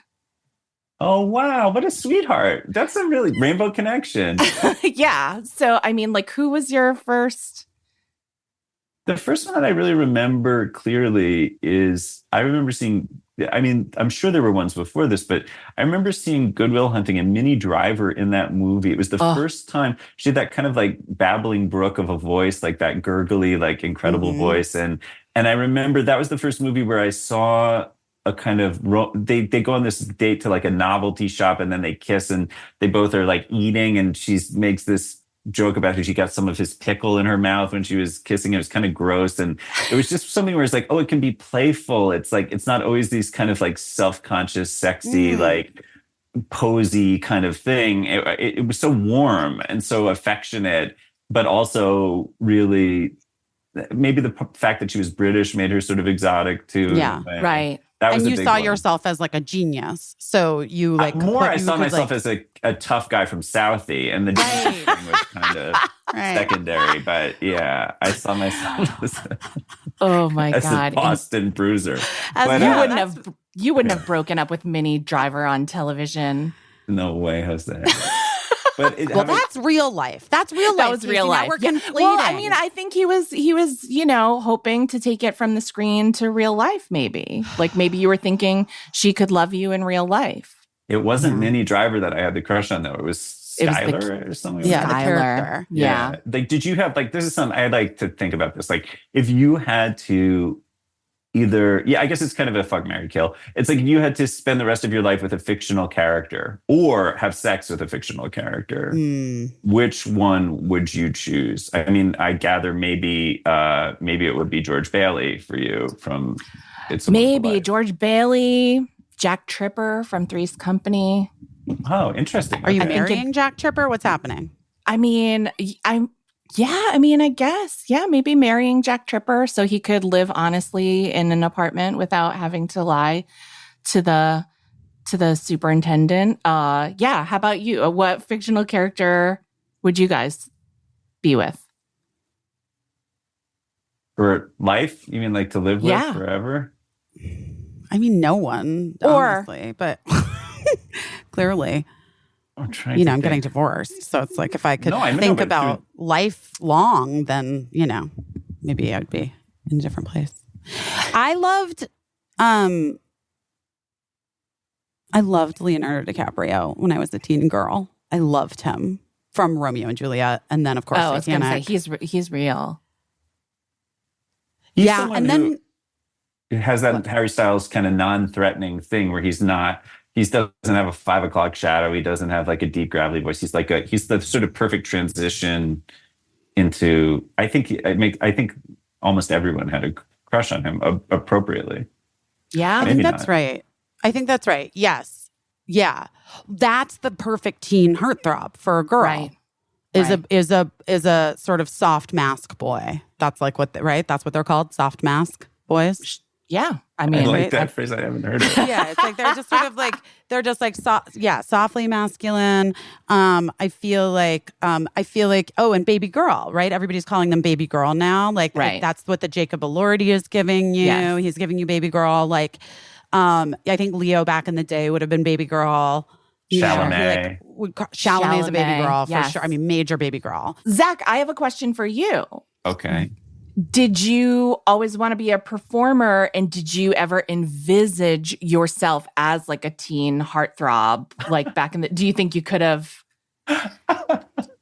Did you think of yourself Funny in question. those terms? No, because You guys know shit. The babysitter just texted me. Sorry, you're gonna have to ask What? the question again. But how weird is that? Just now, this second. What did she text you? She just, I don't know. I didn't look at it yet, but like, I'm having such a weirdly psychic situation right now that I am conjuring things that I got to get control of this shit. I don't know if it's the energy of all of these boxes being open and going through all my shit, but Witchcraft. like something is fucking happening. Your third eye. But I believe that stuff, like unbox it, like that kind of thing. Like it sounds like a tectonic kind of emotion, like to literally sort through the museum of your old life together. I mean, that is so intense and must sort of reverberate through your day and your body in ways that is like hard to even sum up, I would think. Yeah. It's been really weird. Oh my But also gosh. great, but weird. And I think, things are coming out of the woodwork. I don't know. It's bizarre. Wait, okay. So Zach, did you always want to be a performer? No. Well, I wanted to be a musician when I was a kid. I thought I would be a musician. I wanted to be a jazz musician. And then I got braces and I couldn't really play anywhere. I played trumpet. Me too. Really? You did? Yes. I mean, I still do a little bit, but not like I wouldn't offer to play for you. No, I wouldn't offer either. I can play for like 3 minutes and then the muscles fail. Is it So, like that for you? Yes. Although it probably would like help my face as I head into my golden years. Your maybe. face requires no assistance. But I would say that for me, it was like the trumpet stuff. So I guess that is a performer thing. And to your question about whether or not I envisaged myself as a heartthrob, I spent most of the day, I would wear a big gray, dirty winter coat all day because I think I was so skeletal and so sad and tired that it felt comforting to me to just be constantly kind of ensconced in down alternative or whatever. And then I had like a greasy mullet, which is honestly not that different from what I have right now. And I would wear a fedora because I thought that made me a real jazzer. One time, I was walking in the street I was high school age or maybe middle school. I was walking in the street in northern Manhattan, probably like 110th Street. And a guy pulled up at an intersection, leaned over, rolled down the window, and just went, "Lose the hat," and then drove away. And I just took the hat and threw it in the trash. Really? You took the tip? You took the advice? Yeah. Hey, listen, I'm not going to spit in God's face if he sends one of his messengers to give me valuable information. That was straight up from one of your angels. Oh, yeah. That was from a light team member. That was like, I am going to just help. This kid needs some fucking guidance. Somebody. That was Clarence for me. Wow. My God. Are you drinking milk right now? No, it's like a gingery drink. Okay. I'm sorry, you're hearing it too. A sound guy told me once that kissing and eating are the two grossest sounds if you're listening to 100%. People's like mics and that they sound identical. Well, can I tell you that 100%. sometimes I eat on this podcast and our fans hate it more than anything ever. But it's just a product of the fact that like I have so many things happening and then I'll like forget to eat. And then halfway I'll be like, my brain doesn't work anymore. Oh no, I need to eat something. But Jesse Tyler Ferguson, who is a friend of mine, asked me to be on his podcast, which is where you just go eat together on a podcast. And I was like, Jesse, have you workshopped this? Like, because in my experience, people get very mad when I eat a turkey sandwich while we're doing the podcast. Maybe it's just like, there's freaks that just like that noise. And if they're prepared for it, it's one thing. But surprise eating or kissing when you're not expecting it can be like a little repulsive, maybe. Also, though, I do sort of am like, now I'm kind of like, I kind of wish it was milk that you were drinking. That you were just like a baby girl, 38-year-old baby girl, who's just a baby girl drinking milk. He's still baby girl. Also, there's like a secret or whatever. There's like a secret Instagram account at my teenager's high school that's just called Milk, and they just take pictures secretly of people drinking milk and like put them on blast for being milk drinkers. It makes me laugh. It's so brutal. fucking hard. That is the funniest thing I've ever heard. I will confess something that I don't think I've ever confessed, which is that one time I remember being in elementary school and there was this girl who had a thermos, like one of these kind of decorative thermoses, and it was full of strawberry milk. And it was a plastic thermos. She dropped it on the ground. The thermos cracked open and this torrent of strawberry milk cascaded out onto the floor. And I remember thinking about her. And this is, I think I'm a pretty empathic person and I really love people and care about them. But something about seeing this girl's strawberry milk hit the floor made me look at her like a Nazi would look at like a non-Nazi. I just remember thinking, like, you subhuman, like what, with your sloppy strawberry milk all over the place, puddling, you animal. I remember God. like weird. You like contempt. found her disgusting. Yes, Yeah. it's so Yeah. crazy. She was really nice. I never said anything, God. but inside my body there was Inside, this like it broke you. choir of disapproval, and I can't tell you why. So when I hear about the milk McCarthys, I'm really into it. Those are your people. Yeah. I think it's really funny. Like I do understand it. I really get it. I get it. And like some of the, well, anyway, it's a really funny thing. I keep telling Mark he has to write it into a movie at some point because it's so fucking funny. I think he's talking about this publicly, but I won't say his name just in case I haven't. There's a fairly well-known stand-up comedian who I believe breastfed until he was like 10. And he says he remembers changing the channel while he was breastfeeding. Oh my God. Listen. That's what, one time my husband, we lived in Park Slope in Brooklyn. And one time we took our son to a little birthday party that he was invited to. First of all, there was not cake, there was bagels only. And so I was like, that's strike one. But then strike two, the birthday boy went over to his mom, unbuttoned her shirt himself, sat down, undid the bra and started nursing. Undid the bra? Yeah. And then Dang. he would like stop nursing to take a bite of his birthday bagel, like in between, and then go back to nursing. And I was like, that's it. We got to get out of, like, we've seen everyone's boobs in the whole neighborhood and we got to get out of here. Our time has come. We got to wrap it up. Eating his birthday bagel to take a sip from his mother's breast. That is the funniest, most fucked up, funny sentence I've ever heard. It was so, and I was like, he's getting like nashed bagel on her boob. Listen, it was I all, don't know anything. Maybe that's developmentally helpful. I'm not issuing I'm sure it is. condemnations about. I have no idea. I'm the last person to hold court about what appropriate nursing looks like. But I just think the image of someone having a birthday bagel while they're very funny. I just felt like it wasn't helping my development anymore to see it. Like, I'm so happy for those people, but for me, I'm moving to Connecticut. Yeah. I'm going to move to Connecticut where everyone's bras are on all the time.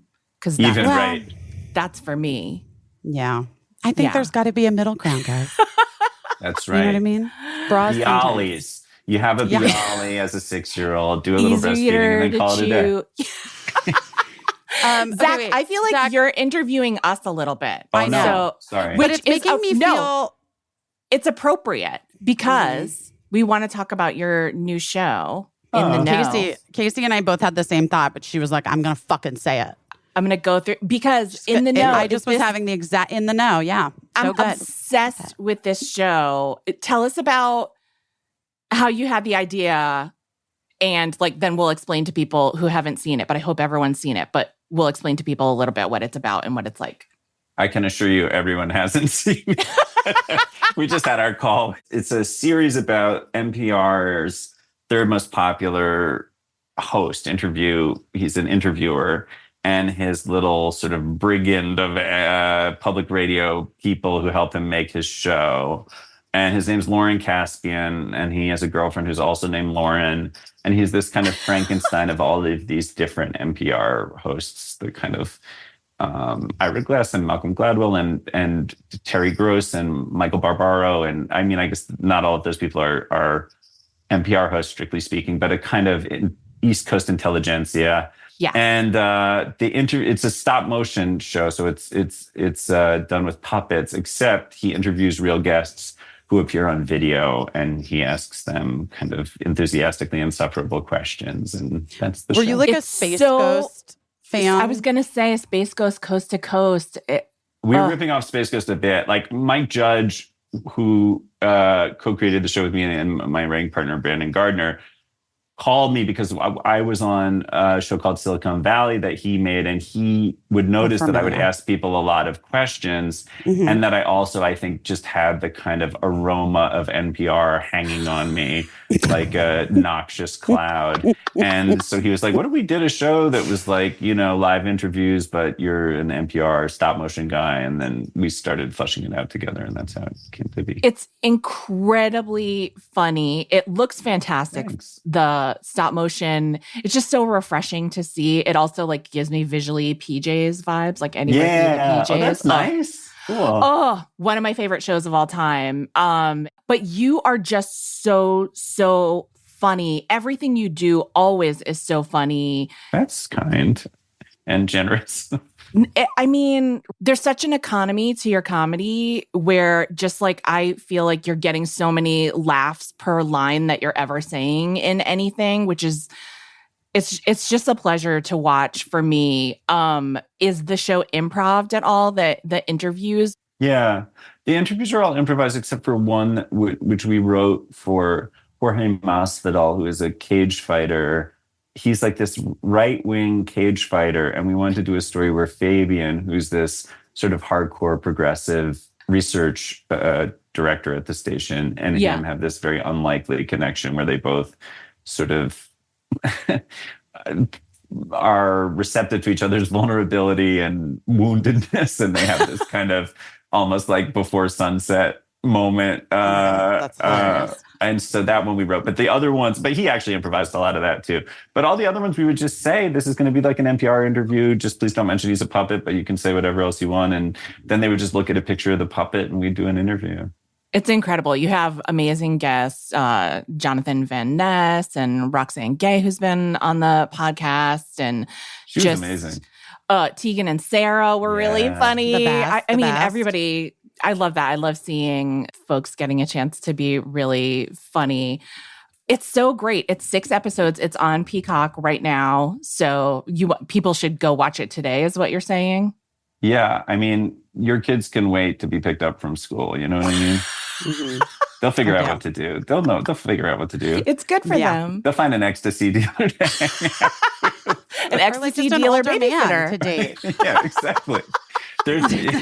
Your refusal to watch this show when you should be picking them up is keeping them from the silver fox that is their manifest destiny. Their next boyfriend. Yeah.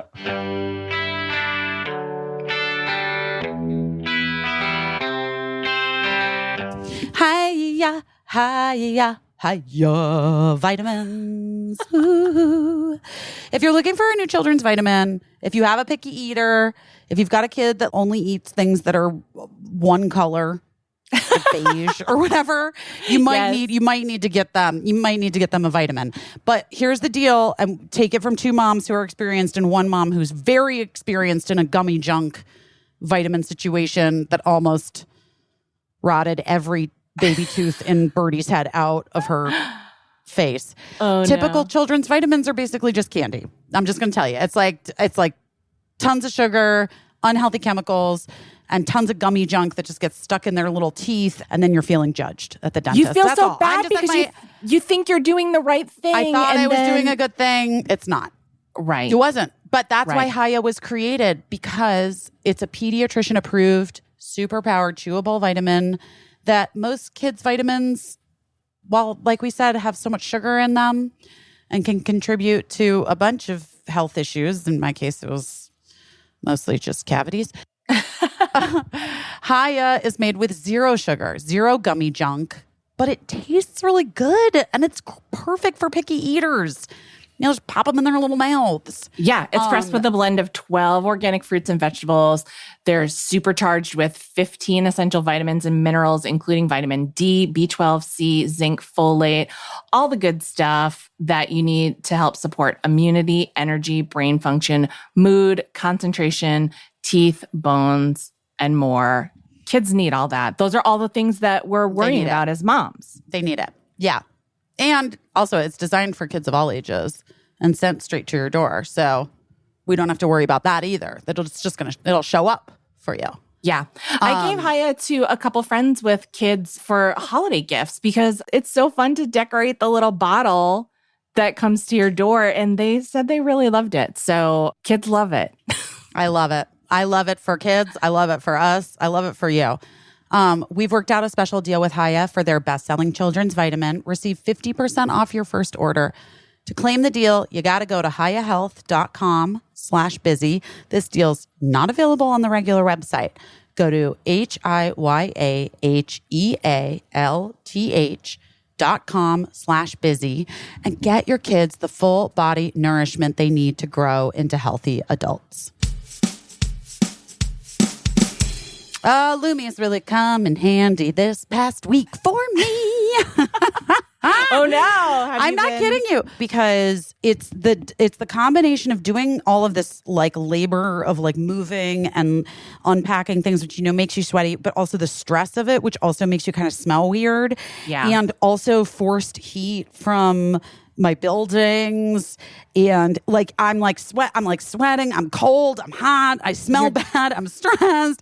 And Lumi is amazing. And I have the whole body deodorant. I have the travel size just in my bag. Yeah. Like we talk with our guest today, Zach Woods, about like what is in your bag. Well, for me, it's a couple things. There's another advertiser on our podcast that this is not about. What I always have that mascara in my bag. I always have my travel Lumi whole body deodorant in my bag. Because you never know when you're out and about and you're like, wait, is that me? Am I? Oh, it's me. Oh, it's me. Right. Okay. Well, let me just go on into the bathroom. And the thing is, the whole body element is that like sometimes it's like between my boobs that smells funky. Right. You know what I mean? Sometimes it's your crotch, which Lumi was developed by an OBGYN. Right. To work not just on your armpits, but also on your feet, privates, everywhere you get odor, no matter where you use it. Right. Lumi is because clinically we all proven. do. Yeah. Oh my God.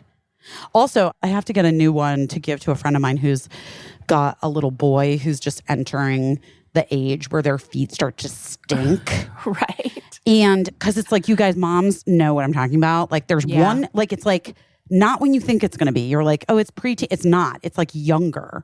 Yeah. They get like really prepubescent, stinky feet. Anyway, and I like am such a fan of the Lumi deodorant for all of those things.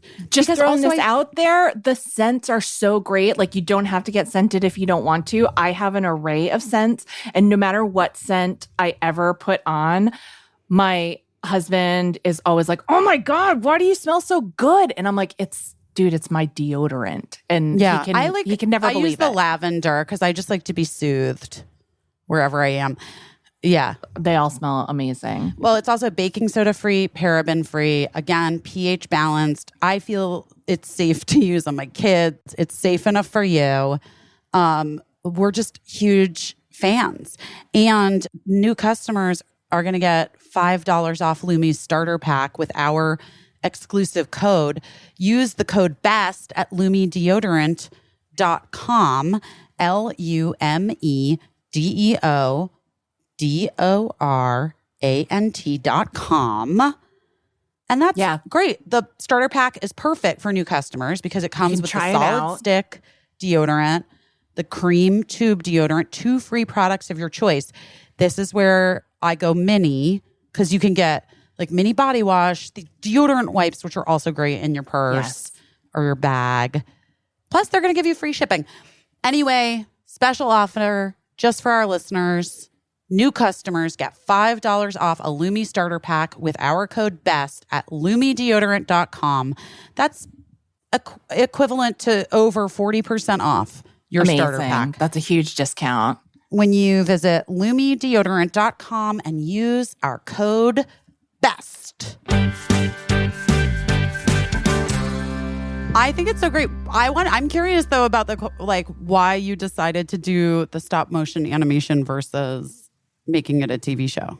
I think like a regular. No, I get you. Yeah, I think part of it is just like if you're going to play these kind of twee, fragile, delicate, spindly characters who are being controlled by forces that are outside of their own awareness, a puppet is obviously the kind of appropriate medium for that. And then the other thing is I think we wanted to poke fun at ourselves and we wanted to have as long a leash as possible to be like pretty pointed about stuff that we find ridiculous about our set and ourselves. And I think things that can feel mean-spirited in live action when you add in the kind of like the whimsical stop motion thing can soften the bite of things in a way. So that was another reason. And then something I didn't realize until after we were doing it is that I think at the core of my worldview and hopefully at the core of anything I make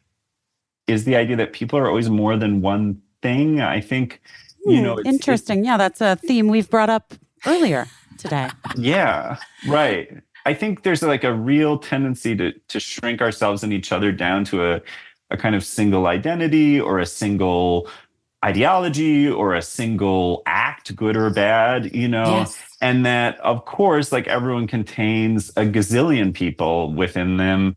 And something that I can't take credit for, but that I realized as we were doing it is that with stop motion, because there's like 30 different animators, each character has 30 different little souls ricocheting around inside of them. So each animator is bringing their particular facial expressions, their tics, their habits, their yearnings, their, fears, and putting it into these little bodies. Cool. And so there's a kind of multifacetedness that is just like bred into the technical process of stop motion that I thought was really lovely. It's so I cool. love that. That's so cool. And I also do feel like the character benefits from exactly what you are saying. You know that on IMDb, your trivia is that you have, or not trivia, that your trademark is towering height. Really? I'll take it. How tall are you? 6'4". It's not. You're towering. It's a modest tower. It's a tower. I do think you could curl up in a chair like a baby girl. Like you could do an Elordi. You could. You do. I bet you do, don't you? You're a curler. Yeah, I constantly am a curler. You're a curler. The Lordy, I think of him as being like a kind of like He's a huge. masculine idol. Yeah, he's a gargantua. And but they call him. But like you have to look at pictures of him where he's just like he's like curled up doing interviews with like his knees like tucked up under him. And he has a clutch a lot, doesn't he? Or some he sort loves of his bag. clutch. Wait, he has his little bag because he needs all of his things with him, which is like, yeah, no shit, Jacob Elordi. Like we all need all of our things with us. That's why we carry our bags. He has a saucy little clutch, and that's what makes him the baby girl. But what is in there? Anti-shine? I mean, who knows? We don't know. Don't know. We're not That's a privy. good question. He hasn't done. Sprigs of spearmint. He hasn't done the us weekly. What's in your bag? Which we need him to do. Rude. It's rude.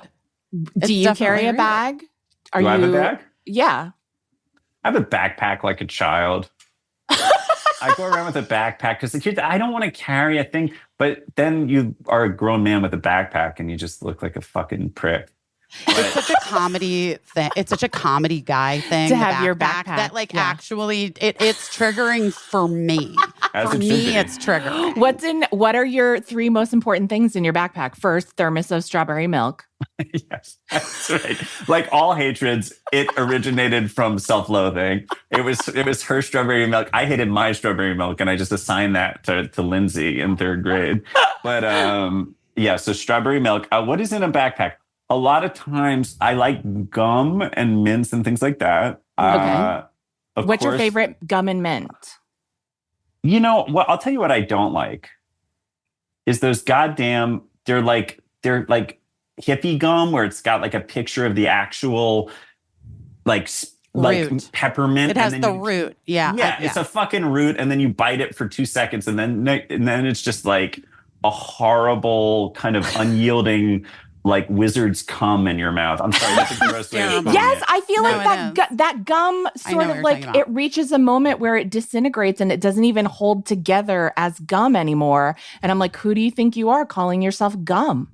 And it's elite gum too. It's like an overpriced. So I don't like that gum. I like just like a Trident, Orbit, that kind of thing. And then a copy of Ted Kaczynski's letter to the New York Times that he wrote. Obviously. Yeah. And then Unbearable lateness. a Tamagotchi. Then I have a Tamagotchi, and that's all I need. I still feel bad. My mom gave me a Tamagotchi when I was like in my 20s and had my first job in New York City. I guess I must have wanted one when I was a kid and she couldn't afford it. So then she got me one in my 20s. And then one night I went out drinking and I slept in the next day and I let my Tamagotchi die and I still feel terrible about it. I do think you can reset them, but I'm just saying. Yeah, but that's not the point. Like, it's not the point. it was the pivotal act of parenting was your mother getting you the Tamagotchi. Mm-hmm. You then being a good parent to the Tamagotchi is, I think, an ancillary benefit. You don't have to do that. My father gave me once copy. My grandfather fought in World War II, and he got malaria. I mean, I don't think he fought. I think he like repaired tank treads or something. But still important. Yeah, sure. But he got this packet of photos when he was in Egypt, I think, which had like iconic images. So it would be like Adolf Hitler and Patton and whatever, but it was from World War II.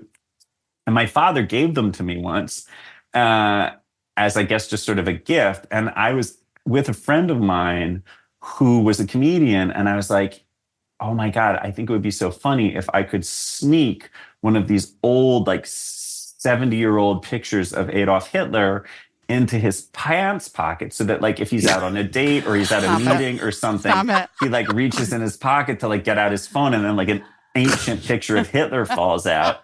And I did it. I got it in his pocket. And then I told my dad, I was like, you're never going to believe it. I got these old pictures of Hitler in my friend's pocket. He was like, wait, those were your grandfather's. You shouldn't have given those away. But I was like, but what better use? I don't want just a picture of Hitler in my house. So weird. Yeah. Why would you want that? You gave it a whole second life. Right. It's like Toy Story. It's like it's out in the world now. This is something that guys do, though. This thing specifically. Like, and then did your friend find it and know it was yours? Did that happen? I wish. And then, no. I don't know. I think probably what happened, because I told him, I was like, did you find the Hitler picture? He's like, no. So it's possible that may have happened is he went to a meeting or something and he just accidentally left it behind. It just fell out on the ground as he was leaving. That's actually even better. I know. I don't know. I have like several guy friends who do this thing. Mark and Phil Lord do this thing where they have there's like a picture that they have that like show us your Joker.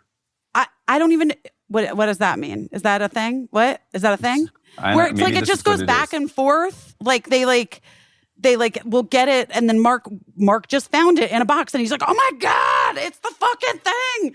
I was like, "I guess we got to go on vacation. You got to go on vacation with Phil Lord again." Like, I don't even know how you're going to get it back to. He'll figure it out, I guess. But like, he's like they're like the third dude friends that I know that like do a version of that thing, where they have like a thing that like. They pass back and forth. They're like, neither one of them fucking, you get it. Now you get it. Now you get it. Like, it's kind of fun. You've heard of this, I'm sure, the thing of like, that men prefer, I mean, of course, this is like reductive and stupid, but that like men prefer to have conversations in cars or watching something because you're both looking out. You don't have to endure the agony of looking into each other's eyes. So there's always this sort of transitional object. It's like how like a dog will take a toy when it's overwhelmed because it needs some third thing. I think there's all kinds of versions of that where it's like, oh, this is a receptacle for all these feelings. I can ricochet my love for you off of a Hitler picture from my heart to yours, but I can't throw straight from my heart to your heart. I need Hitler somewhere in that mix, you know? Yeah. Oh, whoa. Yeah. That's super deep. Yeah. We all need that. It really it really is. I'm going to be looking at the men in my house a little differently today, thanks to you, Zach. Well, look, Yeah. By the way, those are my sons and my husband. I didn't want you to think that I live just with a bunch of men. That'd be weird. I thought you just had like a harem. Like, that's what I was going to say. Yeah. You're like Tilda Swinton. I pictured like a, you know, like the Iditarod where it's like the dog. I pictured you like instead of huskies, just a bunch of bronzed gods pulling your sleigh. It's kind of like not far off. In a way, not far off. I feel like it's a group of great guys. 2 are my sons. They're big fans of yours. I'm big fans of theirs now because all I require is praise. Do you guys have? Can I ask you a question now? Do you feel like you have some version of that where you'll need like a certain conversation will be too intense? Okay, so like my dad's the therapist, and so in his office he would have all these what he would call hate toys, which were like these little like physical puzzles that you would have to do, you know, because they would just allow you to touch something and fuck around. Do you guys have something like that where if it's going to be a really particular kind of conversation, you need some sort of chaser for it or some intermediate? Well, I'm like a person who never can stop moving. Like the fact that I'm able to sit and do this podcast every week for like 2 hours is a fucking miracle. Like it's and 90% of the time I'm like painting my nails or like doodling or like doing something else because that's just how it works for me. But I did find a mom friend of mine who has a daughter who's like a couple 3 years older than mine. When Birdie first asked about sex, which was pretty young, Birdie was pretty young to ask about sex. I sort of was like, well, that's a great question. Well, let's talk about it later after school. And then I was like, what the fuck do I do? I don't know how to do this. And my friend was like, the best thing to do with kids with stuff like that, the drugs, the sex, like all of those conversations is for you to be driving. Mm-hmm. And like, so you're just, so they don't have to look at you. Like, it's the same idea that you're saying, but it's like to give them an out of it so that they don't have to have like the overwhelm of being uncomfortable or having or thinking you're seeing them be uncomfortable or whatever their reaction might be. And like I have used that a ton in parenting with my kids when I need to like talk to them about real shit. It's like the car is the best place to do it. They're in the back seat. We always say that the car bumps the talk out. Like, yeah. Oh, right. That's so sweet. So it's like kind of a great parenting hack. Yeah. Yeah, because you're also like in this kind of cozy little capsule, but you're in proximity, but you're not looking at each other. That makes so much sense. Yeah. Yeah, exactly. I remember when my son was in high school in Los Angeles and they had just called school because the pandemic was starting and they were just like, we're gonna sign off. Today is gonna be the last day of school. And he asked, could you come pick me up from school? And he was saying goodbye to the girl he was dating.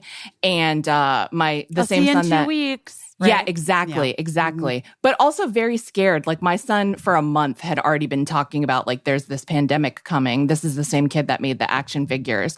And I remember I picked him up from school. He said goodbye to his girlfriend. He got in the car and I said, do you want to go home? Do you want to get something to eat? And he was like, can we just drive west toward the sunset? And I was like, yes, we can do that. And he was like, let's just keep driving till the sun goes down. And then he Lincoln plugged and I in are his the same child. Yeah, apparently. exactly. He plugged in his phone because he's famous for like poignant playlists. And I just remembered Again, that we're it the was same. like a mix of Bruce Springsteen, Prince, and then As the Sun Set, Eddie Murphy's Party All the Time came on. And I was like, I'll remember this drive forever. And we were like holding hands, just like we don't know where we're going, but we're going west into the sunset right now. So like, I think the car is the best place. Agree. That's really, really quite a soulful kid. He is. He's both my kids are gems, but he's the still waters run deep kind of. That's a beautiful story. He's shy, but he does improv. And that makes sense. You didn't come here to talk about my son. I definitely did. Now that He didn't. I mean, he didn't not. You know what I mean? Like, I'm just going to say that. Like, he didn't. I didn't say on my long list of things I said were off limits in my email to you before we started. I don't want to talk about her son. You guys, Zach's rider was insane. But it's all emotional stuff. It's all emotional, nothing. But I remember my mom taking me around to go look at colleges, and it was like fall, and we were in Poughkeepsie, and we were driving away from one of these college tours or whatever, and that Tom Waits song Old 55 was on, which, if you're not familiar, is about like a trucker. It's like a trucker talking about this kind of bittersweet goodbye and needing to be on his way, and it's sort of about leaving.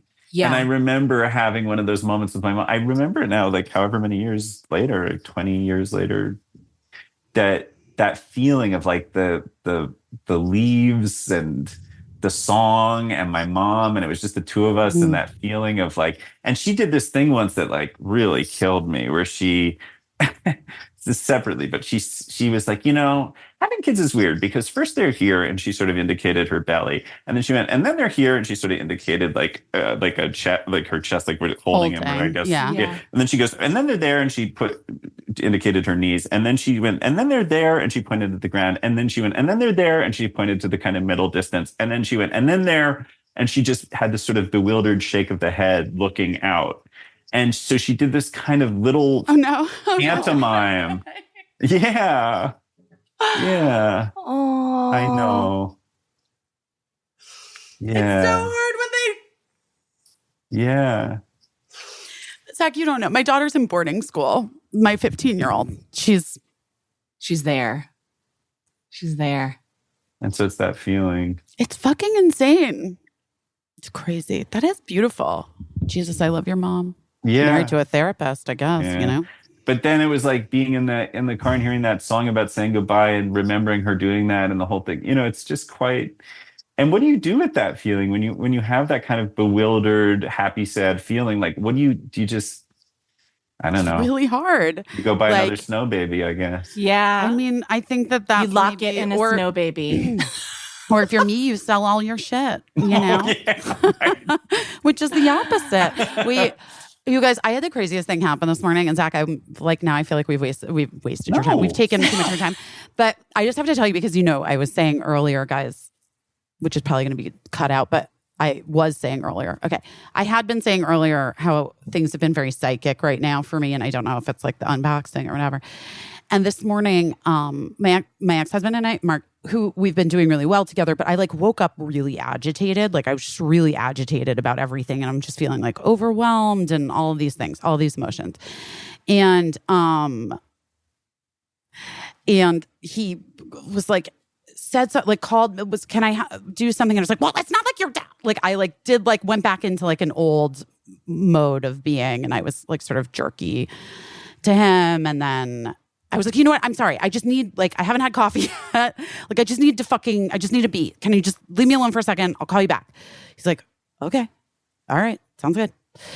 I'm listening to this like angry song. I get this with my ADD where the food thing, but this also I have, this is like tied to, what's it called? Where you repeat things. Like OCD or rituals? So it's tied, so it's tied to OCD, but I get these like song loops stuck in my head. And the only thing that and it's only when I'm like stressed out or I can really tell when I'm like in a thing because I get these song loops stuck in my head. And today it was this like real fucking like angry girl teen song. And the only thing that helps me is to like just listen to the song over and over and over again until it's done. And I never know how long it's going to be, whatever. So I'm like listening to this angry song and I'm fucking walking and I have my stupid AirPods were not working this morning. They weren't charged. So I had to wear Birdie's like over the ear ones that I look like an idiot, like walking in New York wearing these things. And I'm so angry. And I'm going to the coffee place and I get in the coffee place and I'm listening to my angry song, but I didn't want to be rude. So when I ordered my coffee, I took my headphones off and I was like, wait, what is this song? And it was like a song was just ending. And she was like, I was like, wait, what is this song? And she's like, oh, it's All Things Must Pass by George Harrison. And I was like, oh, right. That's right. That's right. That's what this song is. And I like got like weirdly like emo, and the song was ending and I was like sort of listening to it and I was like, dude, don't fucking cry at Blank Street Coffee. Like these people are just trying to do their job. They don't know about your life.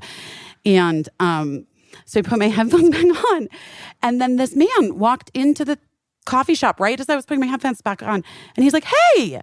And I think he's like a neighbor. I think I don't really know how I know him. I don't know. You probably get this a lot too, Zach, where sometimes people think that they know you, but maybe they don't really know you, but maybe they do kind of know you. And maybe you're just an asshole and you don't remember them. So like we have to err on the side of the fact that like, unless someone says they're a fan, I have known them in some way. And so then I was like, oh, hey. And so I had to take the headphones off. I had to stop listening to angry girl music. And and he's like, how are you? Things are good. I'm like, yeah, everything's good. Just waiting for my coffee. And then he's like, oh, yeah, I'm getting coffee too. And well, okay, well, Happy New Year. Haven't seen you. And I was like, yeah, Happy New Year. And he goes and steps up and I'm like about to put the headphones back on. And then the opening chords of the Zombies, This Will Be Our Year start, which is the song that Mark and I kissed to when we got married. And then I just was like, and I'm holding the headphones and I'm like, no! And I just started like... And the girl, because I think she had seen, because I clearly was like in a state when I heard that it was, All Things Must Pass, the George Harrison song, which is just an incredible, beautiful song that I love so much. I think she knew I was like in a state. And so she was just like, coffee. And I just like took my coffee and just like walked outside and was just sobbing. And I texted Mark, I was just trying to listen to like some angry girl music. And I walked in and ordered my coffee and All Things Must Pass was playing. And then the very next song was This Will Be Our Year by the Zombies. And he just wrote back, so rude, really unneeded today. I was like, yes, that is exactly right. That's such a sweet story. Do you find, I don't know, I had a friend once who said this thing to me about, she's like, when one person is blushing, for them, it's agony to be seen blushing, but everyone else loves it when somebody blushes because it's like, look, they're blushing. It's so sweet. And so I guess I usually feel that way when people are emotional. Like if someone, the thing I find more oppressive is when you're around strangers and there's this kind of like buttoned up, tight-lipped, tight-jawed kind of stoicism. That feels lonely and scary to me. In the rare instance in which a stranger will just like be kind of transparently emotional, as long as it's not like, kind of psychotic rage or something directed in my direction. It's like, I find that when people are like that, I actually, it doesn't ever feel like a burden. And sometimes it feels like permission to be similarly kind of puddly or something, to be another strawberry milk puddle. Yeah. One time, our friend Paul F. Tompkins, you must know. One time he and I were riding the subway in New York City. We talk about this topic a lot on the podcast, but across the way, a woman was like a little bit crying. Like she just had, and I took a tissue out of my bag and leaned across and gave her a tissue. And then she just fully burst out crying. And Paul was like, oh my God, you broke her. Like and I was like, but she needed it. She, she was waiting for someone to be like, it's okay to full out cry. So like, I always find it very endearing to someone that is like living their emotions, as you said, provided it's not destructive or harmful to anyone. But New York City, you're just having it on the street. I had no choice. I was just like, you don't know when the things are going to hit. In LA, it was like, it's always in your car. You know what I mean? Like I would have that moment would have happened like in my car. But here you're just like sort of confronted with, like all of the things all the time. We had this bit that we wanted to do on our late night show that it was Tina Fey's idea. We had a number of like recurring bits during the run of the show, but it was Tina Fey's idea that she wanted us to get guests to take us to the place that they cried and like reclaim that spot. And no one would ever do it. No one would ever admit where they had cried in Los Angeles. And we were like, don't even know if it was that or like if people were just like, no, I just don't want to I don't even want to reclaim it. I just want to let that. I like just want to let it go. I don't want to memorialize it in a bit. And we'd always try to be like, but Tina Fey thought of it and it would be really funny. People are like, no, not interested. Is there a place for you that like you could revisit where you were just like, maybe didn't cry, but you don't have to admit to having cried? No, I don't do that. I never do that. I'm a man. I remember the candle scents I prefer. Yeah. Those aren't the candle scents of a man who cries. I used to do this thing in New York where the Empire State Building, I don't know if this is still true, but it would be open until 1 a.m. or maybe it's 2 a.m. And so you could go late at night and there would be no lines and there would be no one there. And you could take the elevator up and then I would go up there and I would look out at the city, and the city, when you're at that height, makes a sound that sounds like the ocean or something. It's like, Mm-hmm. and I would look out at the kind of little miniature train set version of my life, and I'd be like, oh, that's the apartment where I lost my virginity. That's where I had that life-changing job. That's where I felt so heartbroken and disoriented, and seeing the whole thing in miniature while hearing the sound of the ocean, basically, but it was just the ocean of like human life up there. That was like that kind of like bittersweet, like reflective place. That was like my little emo spot I would go to. The womb of New York City. That's right. That's Wow. right. Yeah. It was nice. I used to love that. That is I mean, kind of amazing. Yeah, it was sad. Like it would feel sad because I'd be often just go by myself and just go up there and look around. But but I'd also bring people there. I liked going there. Do you have a place like that? Me? I mean, I've cried everywhere. What are you talking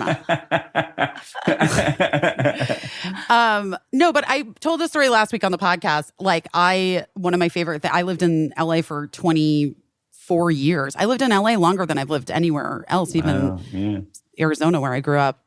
And one of my favorite things to do always, especially when I was feeling emo, was I would drive specifically down Beverly, like toward when the sun was setting. Wow. And listening to music. And and I sort of had a version of it when I was back in LA last week. But I have like a very specific route. I remember the worst I ever freaked out in my car. I remember where I was. I was late to an audition at Warner Brothers, and I was on Lancashire, and this person cut me off, and I just like lost my fucking mind and was like, it's never gonna happen. I'm never gonna get work again. And like I just like everything was contained in this person cutting me off, and I felt like I don't know. But I like really remember it, and because I remember the person looking and being like, okay, and I was like, no, but go ahead, you're fine. Like it's not you. That would be the most horrible if you accidentally cut someone off and then looked over and you just saw them kind of like departiculating emotionally. Like that would be, I would feel so guilty. But it's also, I don't know. I think it's better to have the stuff. It's better up and out than just be this. Maybe not. That's what they say. That is what they say. They say that. You got to get it out. Yeah.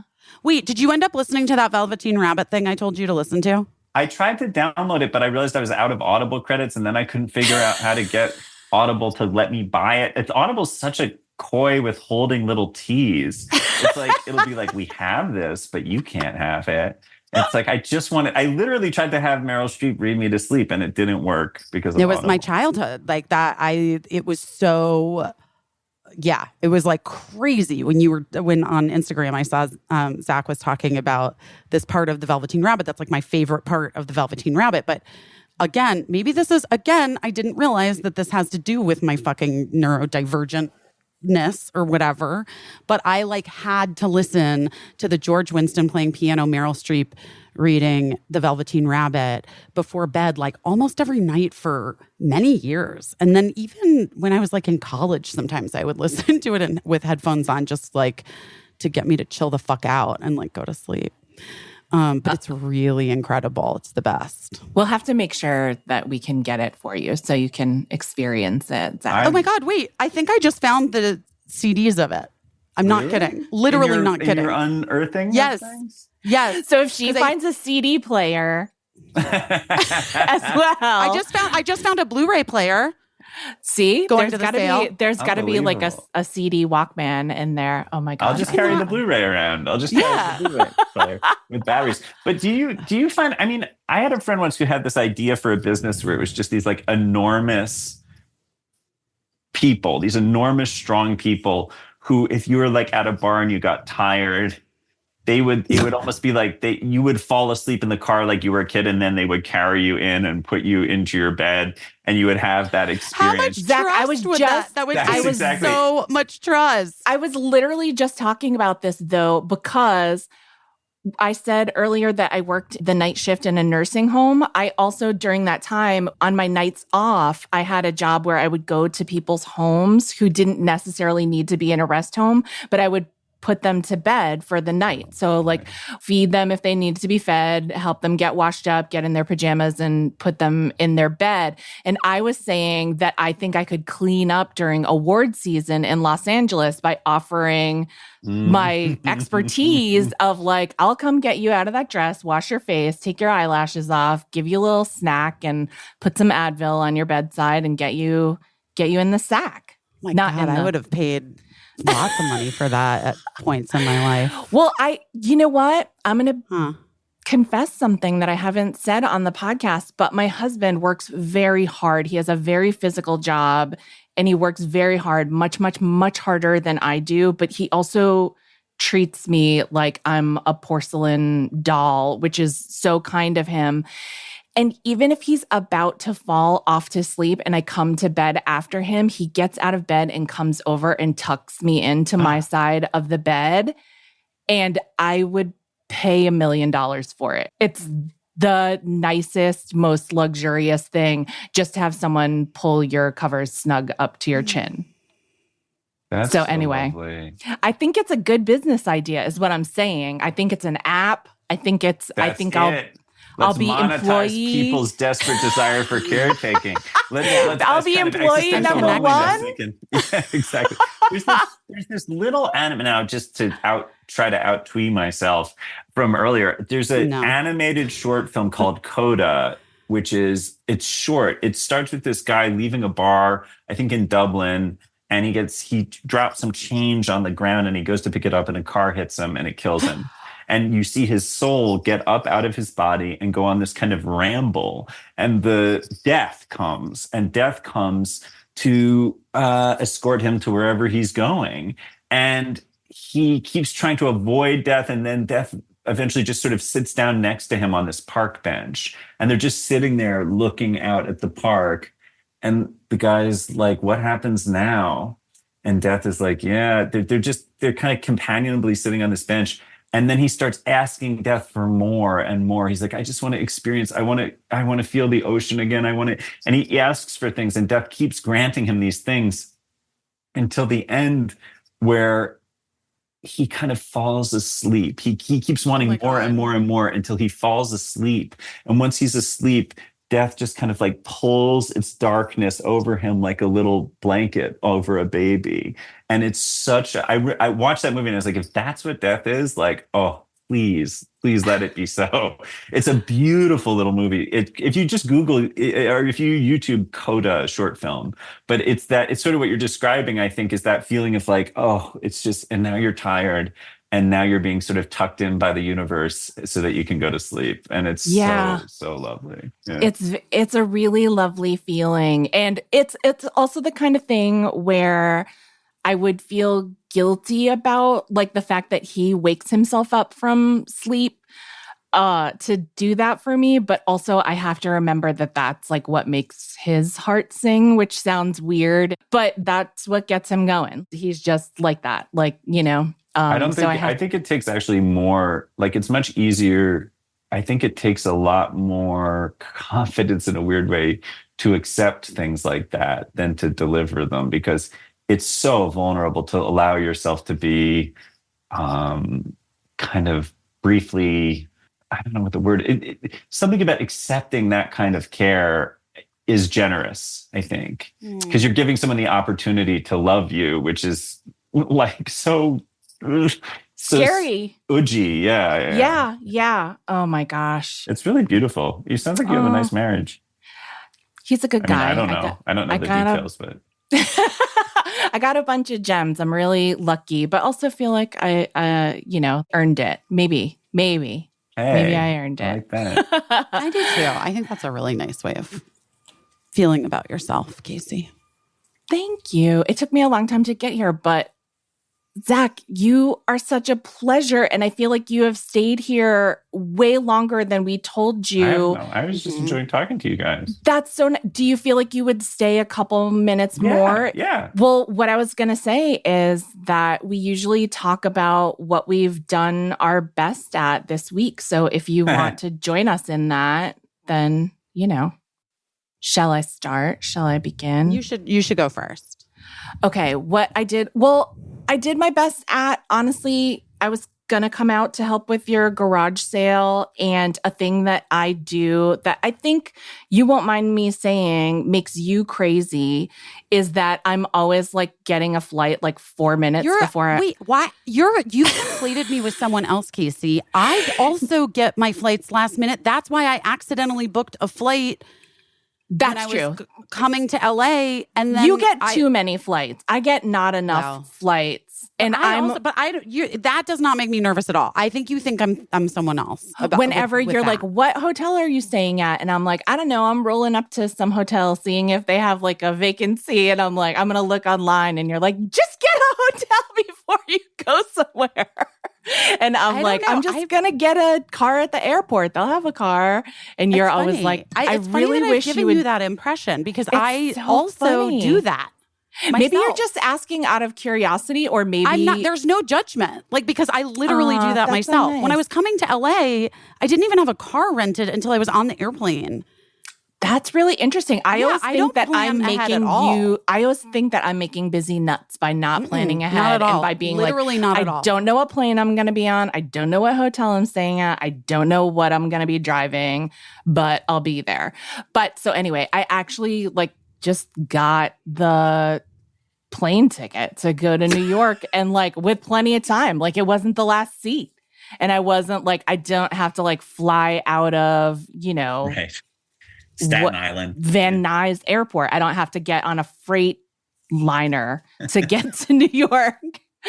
And so I was pretty proud of myself because I was like, wow, this is so mature of me to just get a flight with plenty of days left to go. Listen, and to me, you could have gotten it tomorrow. I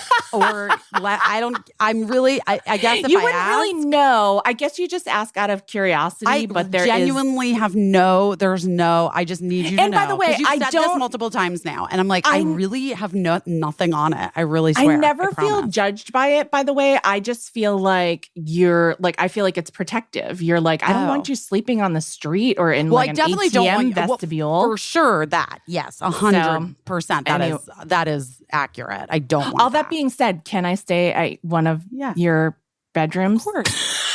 There's so many bedrooms.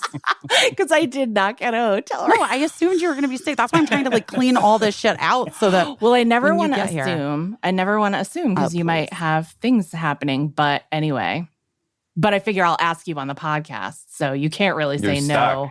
Wow, at the very least, Zach there's Woods an empty storage unit in Connecticut that you can. That's right. That's right. In. And good pizza too. You know what I mean? It's true. It's true. That pizza. Izzy, what about you? What was your good thing? What did you do well? What am I doing my best at this week? Well. Okay. I think I am trying to do my best at genuinely taking the things in, the lessons, the things, especially with dating and stuff. Oh, Caissie, because I didn't even tell this story on the podcast, but I talked about it on my Instagram stories. This guy hit on me at a bar, and he was really attractive and had an accent. We love an accent. Yes. And I noted, and he was he crossed his arm, and he was in from out of town, and he crossed his arms, and I was like, oh fuck, he has a wedding ring on. I was like, that's insane. And then I was just like, okay, bye. I was like, okay, well, bye. And turned, and my friend Jen was like, he was so cute. What happened? Why'd you? I was like, dude, that guy was wearing a wedding ring. And she's like, well, you don't know, maybe da da da. I was like, no, we don't have time for that. I'm not in the place anymore where I'm going to try to make, I'm done with fucking bullshit. Do you know what I mean?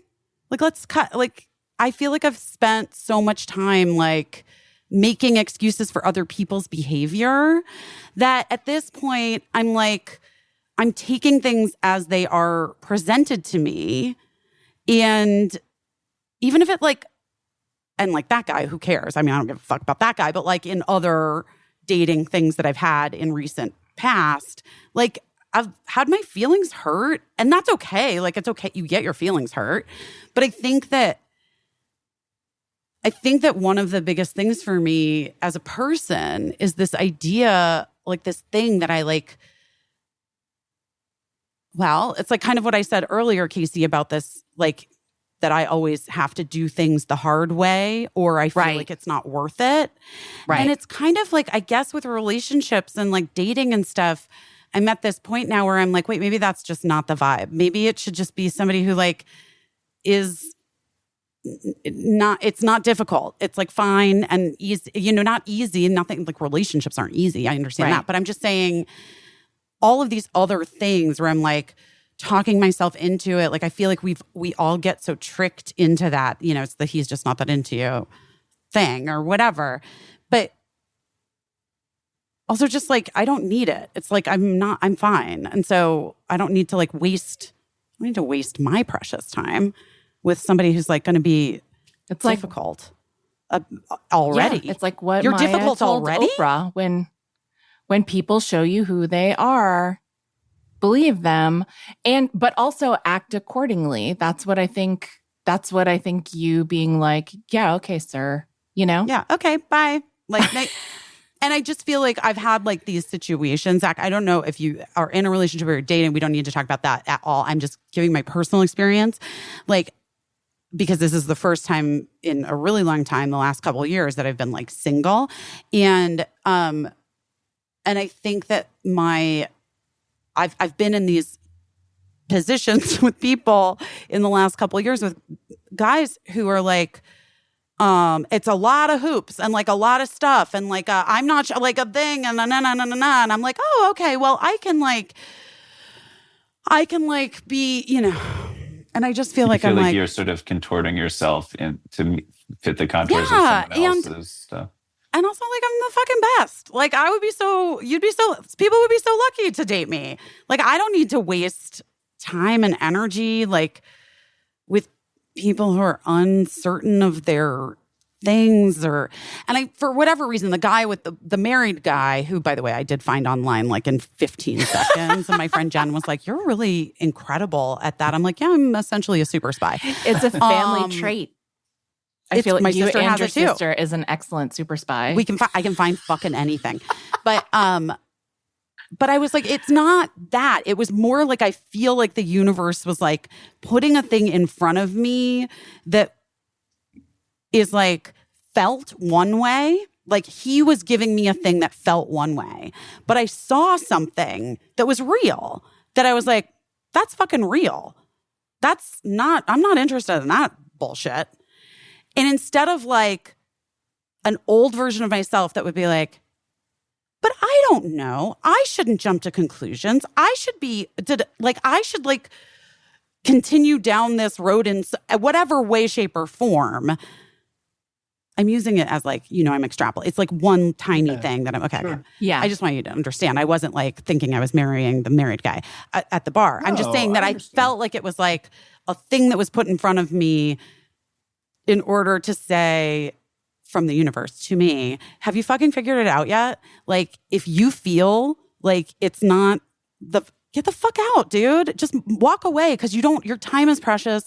This is one life. Go hang out with your fucking friends and the people that love you and your children. And like, that's it. Like, I don't know. Does that make sense? Does that make sense, Caissie? It totally makes sense. And I also liked what you said about, like, who knows why that guy was wearing a wedding ring, whether I do, because I found him on the internet and he's been married for many, many years. Oh, okay. Well, I want to make clear that you were giving him a little bit of the benefit of the doubt before you looked him up, where you were like, who knows why this guy is wearing a wedding ring? But whatever reason it could be, means that like he's not in a place where we should be connecting in that moment. Right. Whether it's and like he lost his wife and he's too sad to take the ring off, or whether it's that he's in an open relationship. Totally. It didn't matter what the reason was. not for me. And my mom got mad because on my Instagram stories, I was like, I know that poly is all the rage for people. Look, it's not for me. I didn't get enough love in my childhood. And my mom got so mad and sent me this text. And she's like, Busy, please stop saying you did not get enough love in your childhood. It is incredibly hurtful to me. And I was like, first of all, Mom, everyone knows how much I love you. And secondly, it's literally a line from Chicago, the musical, when she is like, at the end, when Roxy Hart is like, because none of us got enough love in our childhood. And like, so I just, Mom, I'm sorry. I know, like, but And whatever. also, Mrs. Phillips, I would like to point out that for some children, not enough love would exist to fill up that child. You know, sometimes it's just the way that we're born sometimes. Honey, and maybe I know, Bird. I mean, listen, I have one where there's not enough love in the world. But the child is always like, you don't love me enough. And I'm like, I cannot love you more. I'm making so much love. I don't. Well, I did not breastfeed her until she was 10. So there is that. I did stop at 2. Which is, by the way, a long fucking time. 2? No, she wasn't 2. Was she 2? No, she was 14 months. Over a year. Yeah, that's a long time. That's a while. No, it's really long. So anyway, no, I think that what I'm trying to get, and this has been too long. I'm sorry, it's too long, but I think I'm doing my best at finally understanding that in everything in life, but especially in dating, trusting my gut is like the number one thing. That's it. That's it. And it doesn't have to go on for like years or months or even weeks or whatever. If like initially I'm like, nope, this isn't, then that's it. I'm just going to trust my gut. That's it. That's what it is. I'm doing my best. Trust your gut despite IBS. That's right. Honey, my IBS has been feeling great. That's great. Trusting your gut, and it's trusting you back. It doesn't need to assert itself so violently. Is that what it is? Okay, what are you doing your best at? Is it promoting your show? No, definitely not. I think, what am I doing my best at? I think I'm doing a little bit better than usual, maybe, at just admitting to loved ones and friends and everyone where like not needing to have a thesis statement about what's going on with me. In other words, not needing to have distilled the events or emotions of my life down to something cogent, and just inviting people into the kind of like slush of unsorted, feelings and all that shit. So I think I think I'm being a little bit more transparently messy in a way that isn't always intuitive to me. So that I hope. I don't know. That feels like a good thing. Like it feels like personal to you. Feels like a good thing to be doing your best at. I like it. Thank you. And I also think it's generous to people in your life to trust them with the messiness, as you said, of what you have going on. Because that's a lot of pressure to feel like you just have to sum everything up and give a headline that leaves everyone like feeling good about where you are. And I think it really takes care of other people. Yes. But I'll say the feedback has been very negative. My mom just texted me, cool story, bro. She just kept writing, cool story, bro. And I was like, you're my mom. You're not my bro. And she's like, cool story, bro. And so I've just been really, the people are like not happy with me. They're not having it. Yeah, they're really grossed out by it. Oh, no. Has anyone texted back just K? My therapist just wrote, gives me the ick.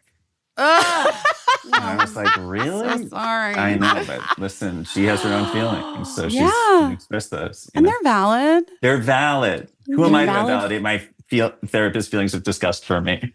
Yeah, it's like you with the strawberry milk girl. There you go. I'm her Lindsay. And my soul is my thermos.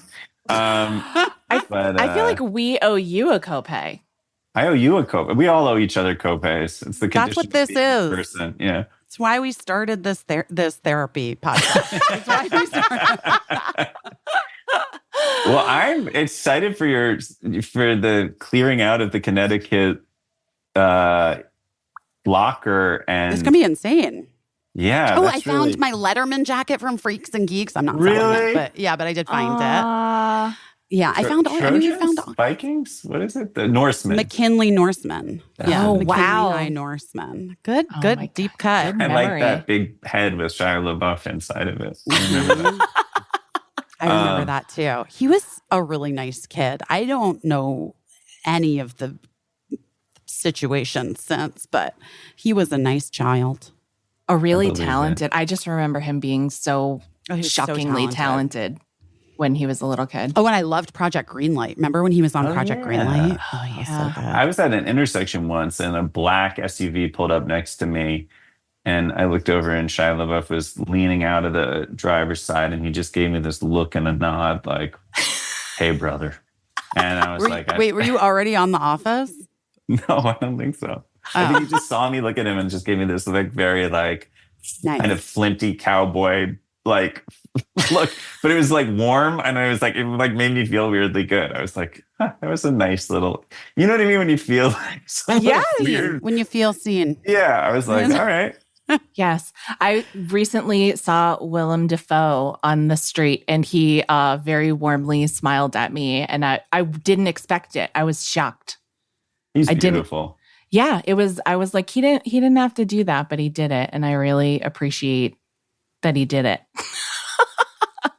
I mean, he played Jesus Christ. It's probably It's true. Maybe he does have to sense do memory. Yeah. it. Yeah. You know who I just saw in person here, but I talked to her and it was like the best thing ever.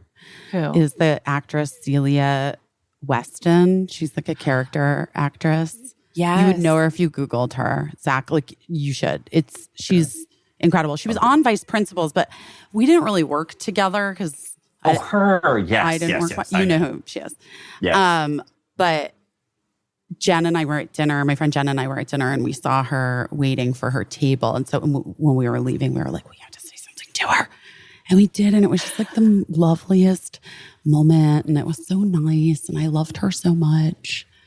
Anyway, that's all. She's very funny. Yeah. She's really funny. She's just incredible.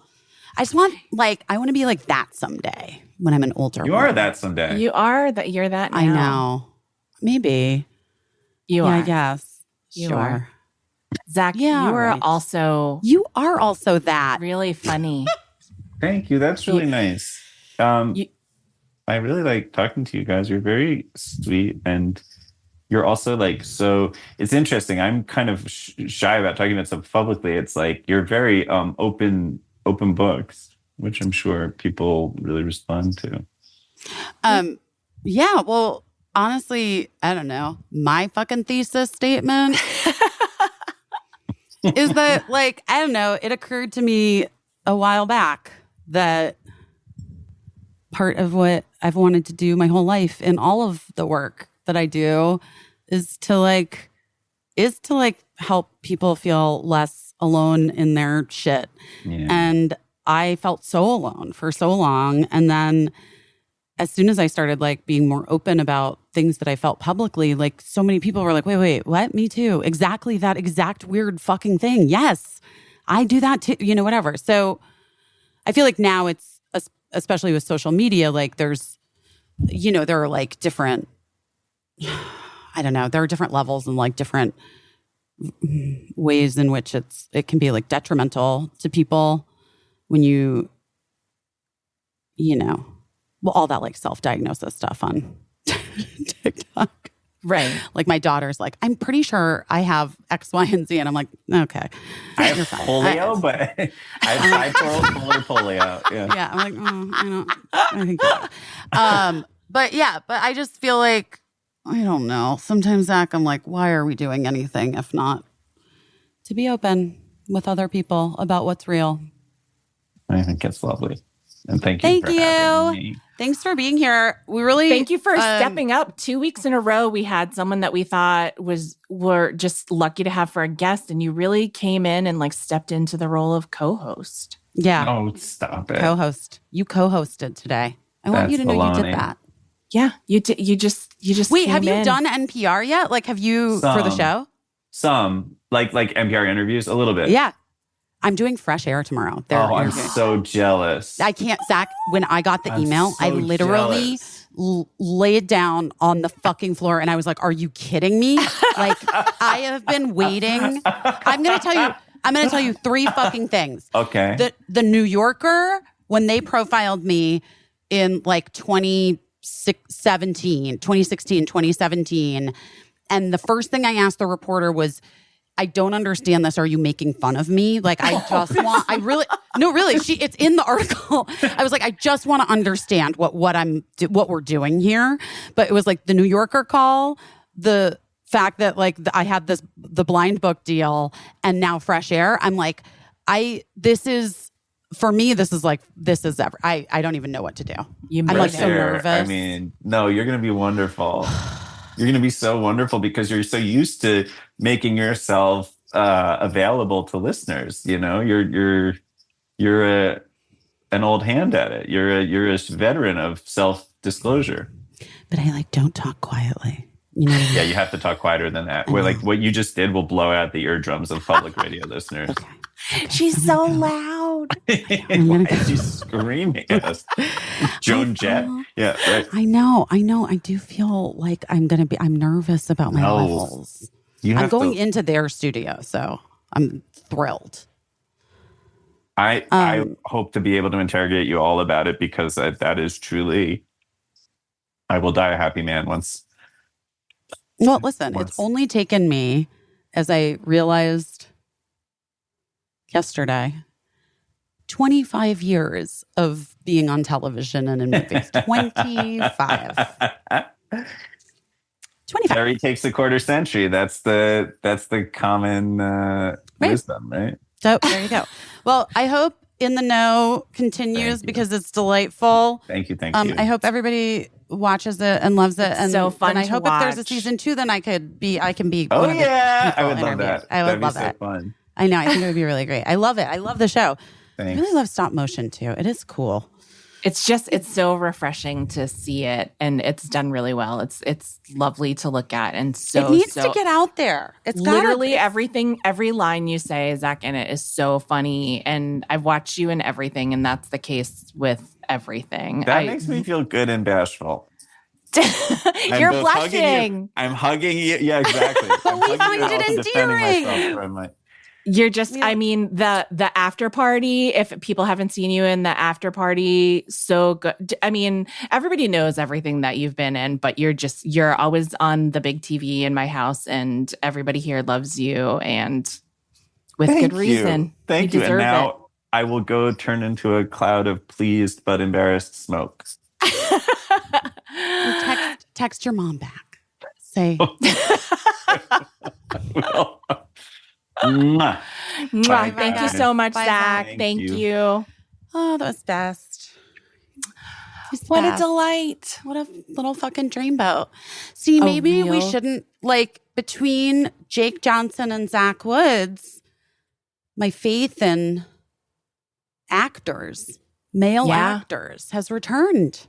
There's some real good folks out there, you know? I had to, like, get up. You guys can't see this, but the sun has come in while we've been talking with such force into really this intense apartment that, like, I was like pouring sweat. Also, the forced heat is on because it is like 35 degrees outside. You know, it's not warm out, but it is. So, but you're in a little bit of greenhouse. Yeah, I'm in a hot box, a hot house, a hot greenhouse, a hot whatever. Anyway, a hot box. I feel like there'd be more weed, but I don't know. I mean, there's a lot of weed in here.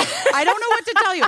Oh shit! I was going to ask you to bring me some weed if you could, because I'm out of my mini joints. Oh well, I will see what I can do. I love those pure beauties, those little ones. I'll look into it. Well, guys, all right. We love you. What a great this show. is the last time we'll talk to you before the garage sale. So maybe before we'll the see great some sale of 2024. Yeah. Wow. What a people should just check Cure Thrift's Instagram to find out information? Well, if you're in New York or the surrounding areas and you want to come, it's Saturday and Sunday from 12 to 5.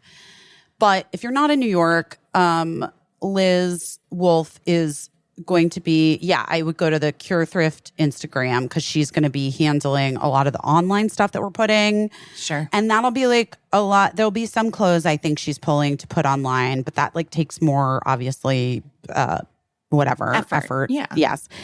And part of our goal is to like just get rid of stuff. Just moving stuff. We're moving product. But a lot of like any of like the memorabilia. If there's going to be some of our merch, the BP doing our from the little tour. Yeah, we from our little tour doing our best tour. That like, so we're going to put some of those I think online. We're going to do. I have some like weird merch from other things. Mark has some things that he's like going to sign from movies that he's written. Amazing. And because there's, we both have like tons of that like cruise swag. And I have Dawson's Creek something. What do I have? I might have something from Dawson's Creek. I definitely have Cougar Town wine glasses. Wow. That's going to be a hot item. Getting rid of. I should remember that I should keep one. Anyway, Cougar Town wine glasses. Just like weird stuff. Well, it's very exciting. I'm excited to see you, and I'm excited to see some of you that are gonna show up. I'll be there 100% on Saturday, and then probably just for a little while on Sunday because I have to fly home. Yeah, but bummer. I'm excited to unless see I kidnap people. you and make you stay in New York with me. I'm susceptible to that as well, but I'm excited to see all of your stuff, and I'm excited to see you more than anything. Yeah, me too. Okay, guys, we love you. We love you, and we'll talk to you soon. Bye. Bye. Oh, no.